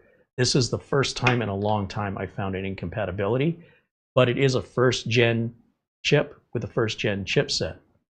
And we had a lot of RAM incompatibilities. For those of you who quickly forgot, when AMD came out with their Zen and their Zen Plus, all kinds of RAM incompatibilities. And through BIOS updates and from RAM manufacturers updating, you can pretty much buy any RAM. It can say Intel XMP on the RAM. You plug it into an AMD board in DOCP or whatever that's called. It works fine. I've got RAM that says it's designed for Ryzen. I plug it into an Intel. It just works. So this is the first time in a long time we've had a RAM issue. And for all I know, the RAM is bad. I'm not certain it's incompatible. Because what I have to do, I've tried the RAM that we had a problem with on an ASRock and an ASUS board. My issue with the bad RAM is one stick of RAM will always pass MEMTest on either board. The other 3 sticks, because there's 2 kits of 2, they fail. It doesn't matter what slot or what board. So if the RAM is incompatible, why is that one stick always working regardless of the slot? That's why I think I've got bad RAM. On the other hand, what I really need to do to be thorough about the test, not that I have to because Amazon will take the return for any reason, is I can put that same RAM into an older chipset. So the 600 series, 700 series. This is an 800 series chipset. And if that RAM fails on an older chipset or even on an AMD chipset, I know it's bad RAM. So I don't know what you're thinking. Just because RAM is listed on a QVL, does it mean that RAM is going to arrive undamaged? It's just RAM they tested. That's all that means. So if you want to go by the QVL, you're welcome. I have never in my life used a QVL. Never. Not once. And I've been doing this 30, how many years? A long time. But boy, did we have some difficulty with that first generation. That's the one that's most recent, is the headaches with RAM I had specifically on that Threadripper, the 1950, 1970X. And you know what I did for a QVL? I called up Anthony Remus, who specializes in building Threadripper overclock machines to AutoCAD workers. And I said, Anthony, what RAM are you using? And Anthony told me, and that's what I used. To me, that information was far more valuable than anything on a QVL. But that's just me. That's just the person I am. I am not looking at a QVL trying to find the cheapest RAM and going and seeing what's in inventory, what's in stock, and what it costs, times every single module until I find the one. I don't have time for that.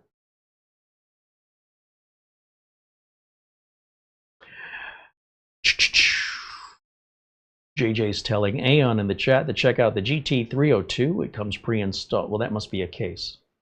that comes pre-installed with 4 140 millimeter fans that are 28 millimeters thick. The top panel pops out. It's very easy to build it. It fits all your current hardware, and it has outstanding airflow. I'll take advantage of the fact that ASUS North America is in our chat room. There's nothing like getting it directly from the source rather than from random username on Reddit or something. You've got the actual representative verified from ASUS joining us right here in our chat room. So if you've got questions for them, this is the time to ask.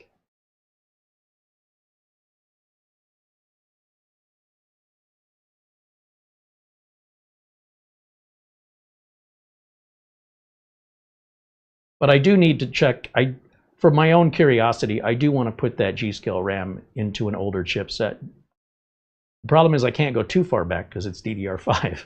I can only go like 1 or 2 generations back, but I can also try it on an AMD motherboard. But it's been a long time since I've seen a problem like that, and I suspect I have bad RAM. And the other kit being bad, I think it's part of the same lot. That's what I suspect, and until I test it, I won't really know for sure, and it may not be worth my time to test it. Because if it doesn't work, regardless of the reason why, I just send it back, get my money back. It's over $200 for each kit of RAM. And I had a very limited choice on what I could buy when we were putting this together. All this 96 gig DDR5 non-RGB, the only thing that was in inventory that I could find was all the really high-speed stuff, which is $300-400. And there's no way. It's pointless for me to spend that kind of money when we're not going to exploit it to that level. So I figure this is good enough for now, and when the buying craze dies down and inventories replenish, you know, I can choose just a different manufacturer. ASUS says QVL does not guarantee compatibility, as the QVL also includes overclocked memory, and you have to consider IMC margin. Okay, so IMC, that is not a term I'm familiar with. Obviously, overclocking is going to vary based on the silicon lottery, the controllers built into the CPU, and 2 CPUs, the exact same make and model, and the same board. One may overclock the RAM more than another one, right? This gets a little, maybe that's what he's referring to. Is that integrated memory controller? IMC?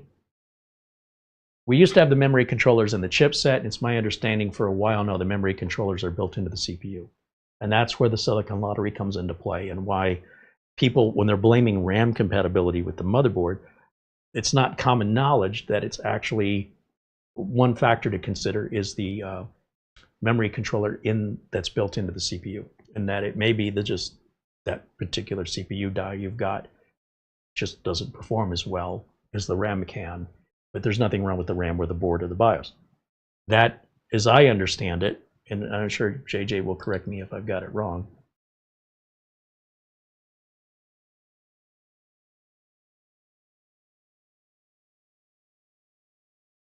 Luke Greenia says, JJ, we do absolutely appreciate your time and visiting with us here in the live chat. You are awesome for doing this. I agree. Yeah, didn't expect that. And JJ confirmed, IMC is integrated memory controller. Good, good. I like it when things make sense to me.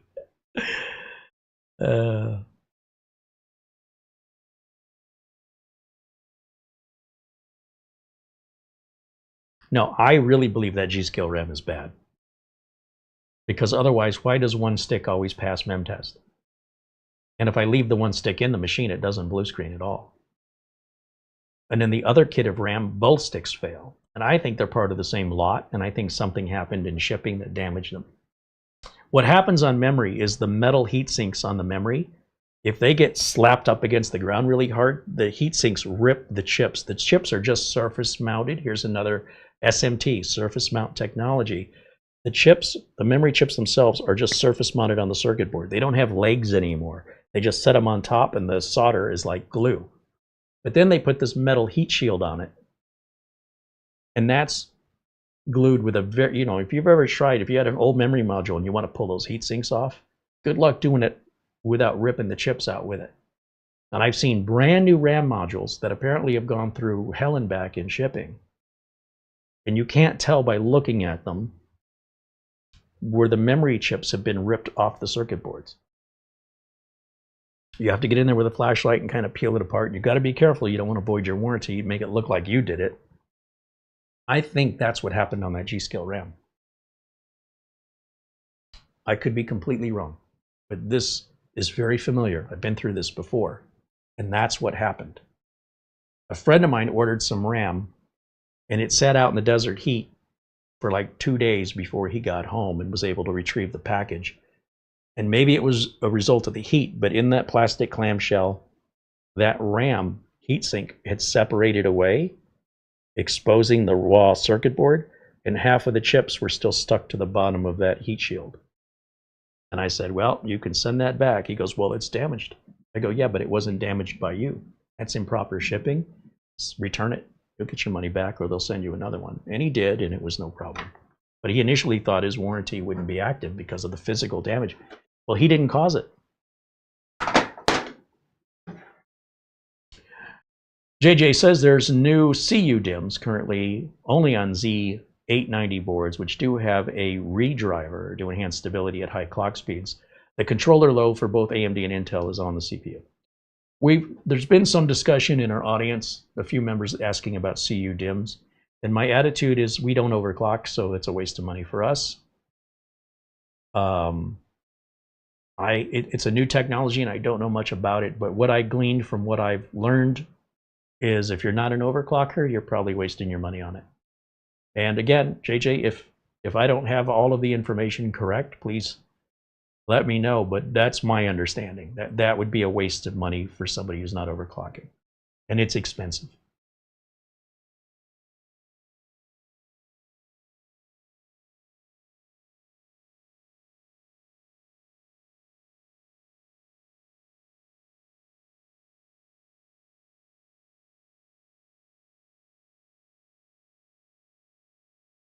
Oh, I haven't checked the phone the whole broadcast, have I? Let's see if I've missed anything from you guys, and then we'll wrap it up today as we've gone quite a bit over. But again, I just like hanging out with you guys, just like we're hanging out in person. I'm not going to shove you out the door. It's kind of rude. But we have gone on quite a bit.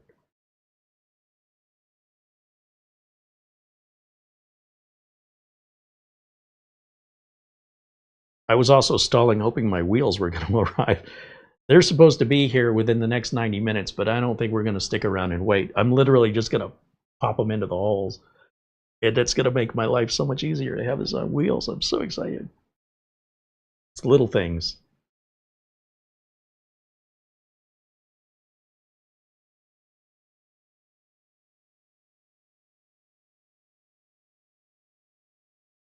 And then I'm also expecting the USB 2 splitter, which I think will solve my problem.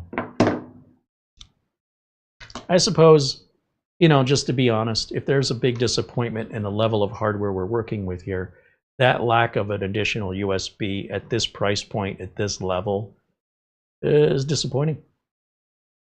But there's probably an engineering or technical reason for it. I don't know what it is, but I'm a little spoiled since it's been standard for a long time. But I have noticed a couple other boards where there's only one USB 2.0, and usually I don't even use any of them. But, you know, what are you going to do? If they're working on a new version of this case, I hope they're changing the top USB to 2 sets of USB 3. But even then, we'd still be a USB port short, wouldn't we? We don't have an extra USB 3 or an extra. We just have one of each. And typically on boards this high-end, the flagship boards, is this their flagship? I thought it was. You typically get multiples of one or the other or both. But I do understand the need for USB 2 is dying off. But the need for USB overall, I mean, clearly it's there because look how many USB ports we have. 2, 4, 6, 8, 10, 12, 14, 15. But not. Oh, do we have a package? Is it wheels? Anyway, We have a lot of USB ports on this, but just not inside. JJ says ProArt is not flagship. So which one, JJ, is flagship? Probably Hero? We currently put dual front USB 3 and USB-C on many of our ROG, Crosshair, and Maximus modules.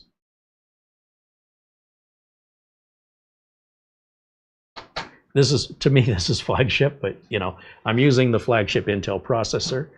We're a generation behind on the graphics card. We're going to be 2 generations behind, but it's still a $2,000 graphics card. But yeah, I suppose the prices still go up, right? I know MSI has a board for $1,000, $1,200. This is nowhere near that price.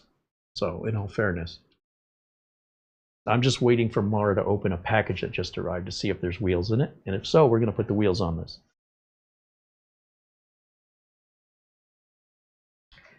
JJ says this model was the first ProArt to not have 3 or 2 internal USB 2.0 ports. Yeah, I'm just wondering why that is. Like I said, I'm sure there's probably some technical engineering reason for it.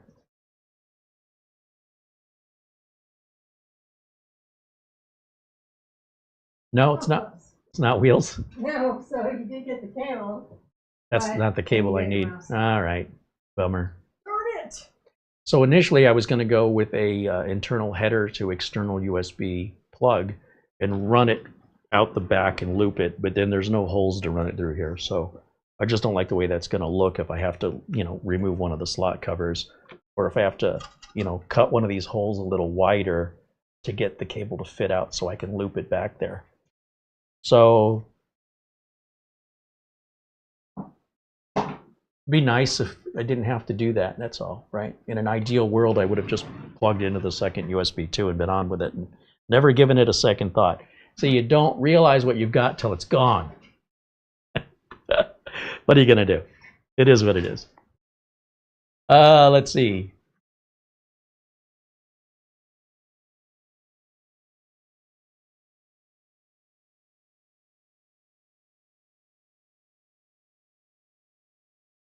JJ says there's no technical reason. We remove it because there's less demand due to many PA users utilize non-screen-based coolers or use tower heatsinks. But even our prior Z790 or current X870 have more internal. I guess my thoughts were just that if I'm buying everything from the same like ProArt name, and look, I've made this mistake before. I've made an assumption that if this is ProArt and this is ProArt, they'll go together. And clearly, there's a discrepancy here that I wasn't expecting. But we had the problem with the Lian Li cooler. That's a brand new style of cooler going into the brand new style of case, and it wouldn't fit into their own case. And I thought, that's bizarre. If I'm buying a third party's peripherals and attaching them to a different manufacturer's motherboard or case, there could be fitment issues. And the reason I would stick with one particular family of brand, like let's take ProArt for example, is the idea that it's all meant to work together. And I think that's like, if this was just an average, if it didn't say ProArt on it, or if the motherboard didn't say ProArt, then I'd say, okay, that's where you get. But there's sort of an implied family of products that if you don't have to, but if you choose to pair them up, that the fitment issues, they're designed for one another and there's no fitment issues. And I realize all the other board, this is the one ProArt motherboard that doesn't have it. And here we are. And I wouldn't be doing my job if I didn't point it out. So that's all. Not pointing blame, and I'm surprised. Like, to me, I'm accustomed to seeing multiples, and I just thought it would be there for all those reasons.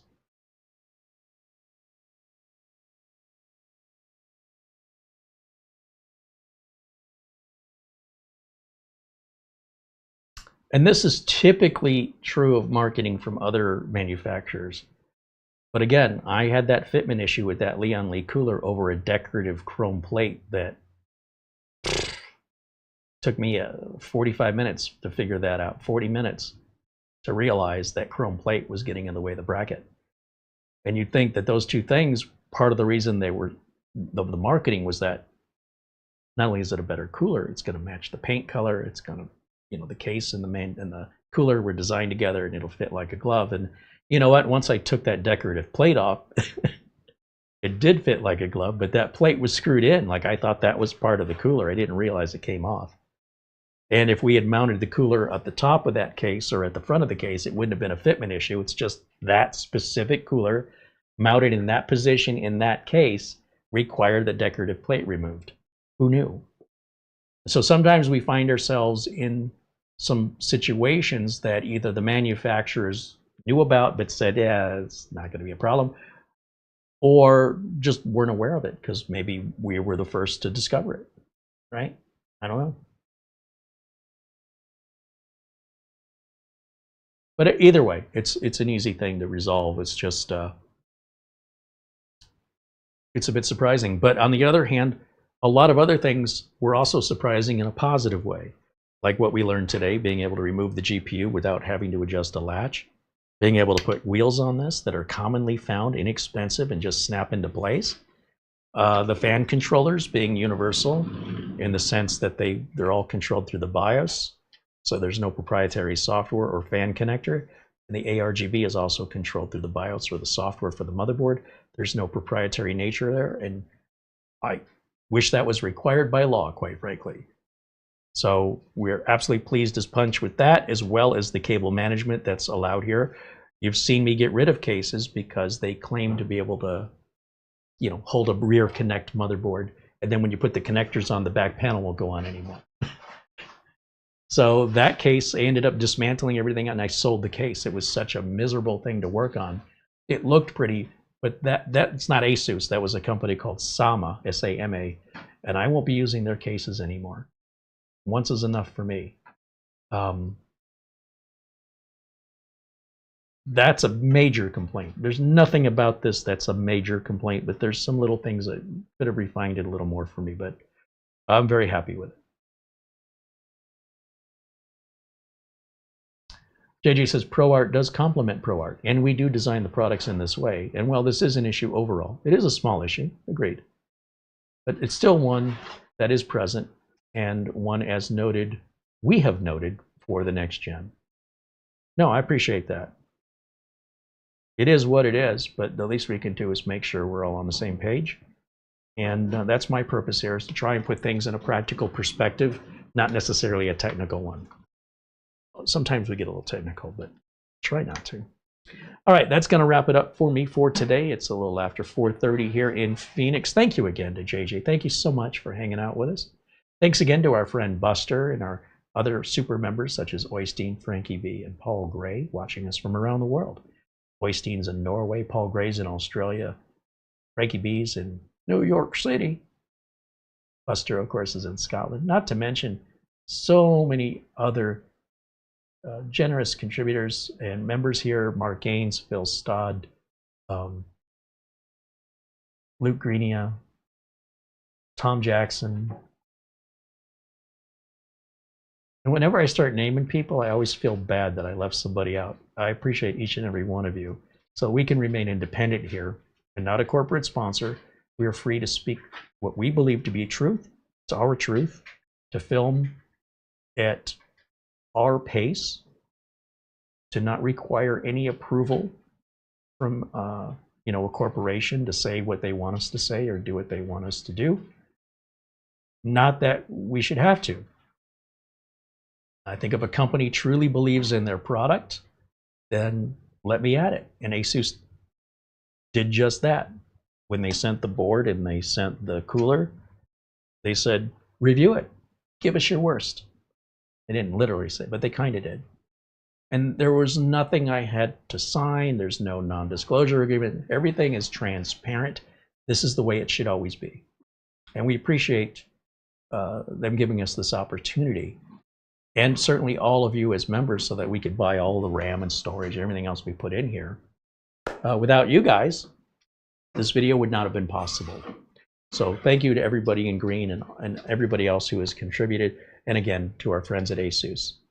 That's going to wrap it up for me for today. As a reminder, if you're looking for a discounted Windows or Office key, SCD keys, 30% off with our coupon code, 30% off RoboForm, 30% off Acronis for backups and cloning. All the links and coupon codes, along with all the parts used in this build, are listed in links below this video. And we can't thank you enough for hanging out with us today. It's fun to hang out with you guys. And Raleigh there joins us from the Philippines. It's really neat that we have viewers all over the world. And the fact that we're now broadcasting in 4K, and look how smooth everything is. And you can see all my gray and wrinkles and beautiful 4K definition. I apologize for that. That'll wrap it up for us. Thanks, of course, to Mara, who's in the background tirelessly doing all of this administrative work and doesn't get enough credit. You guys have no idea what's involved behind the scenes. It's a lot, and I'm glad it's not on my shoulders anymore. And she seems to enjoy it for some reason. I don't know what's wrong with her, but I'm not going to have that fixed. Thank you. I think you being broken in that way works perfectly. Broken! If you like paperwork and administrative tasks, there's something wrong with you, but I like it. I'm a detailed logic person. So am I, and paperwork is a waste of time. You don't like it, I do. Except that's what I have to do to get the bills out, and I hate that Keeps part. my mind working. I think it has a lot to do with the fact that I'm a huge reader, so I read everything and anything all You're not the that time. huge. What are you talking about? You're like this big. I could put you in my pocket. No, I'm addicted to books, and I'm addicted to reading, and what I have to do, I have to read, and I love it. Love it, love it. Yeah. Okay. Weirdo. No, it's a good system. It works. She gets that part of the job, and I get this part. Yeah. Hopefully, we'll see some more stuff coming from ASUS that we'll be able to review. New motherboards coming out. Who knows what other stuff is in the wings, but we certainly appreciate the opportunity to work with them and to make sure that we can continue to offer you fresh new content here that otherwise would be very difficult for us to afford. So with that, thank you so much. I hope you guys enjoy your weekend. I know it feels like it's been a weekend since Wednesday. Today's just Friday. We still have the weekend. And then before you know it, we're saying goodbye to 2024 and starting over with a new year, new hopes, new goals, new dreams. Sure, why not? It's as good a day as any. Until next time, thank you for watching. Bye for now.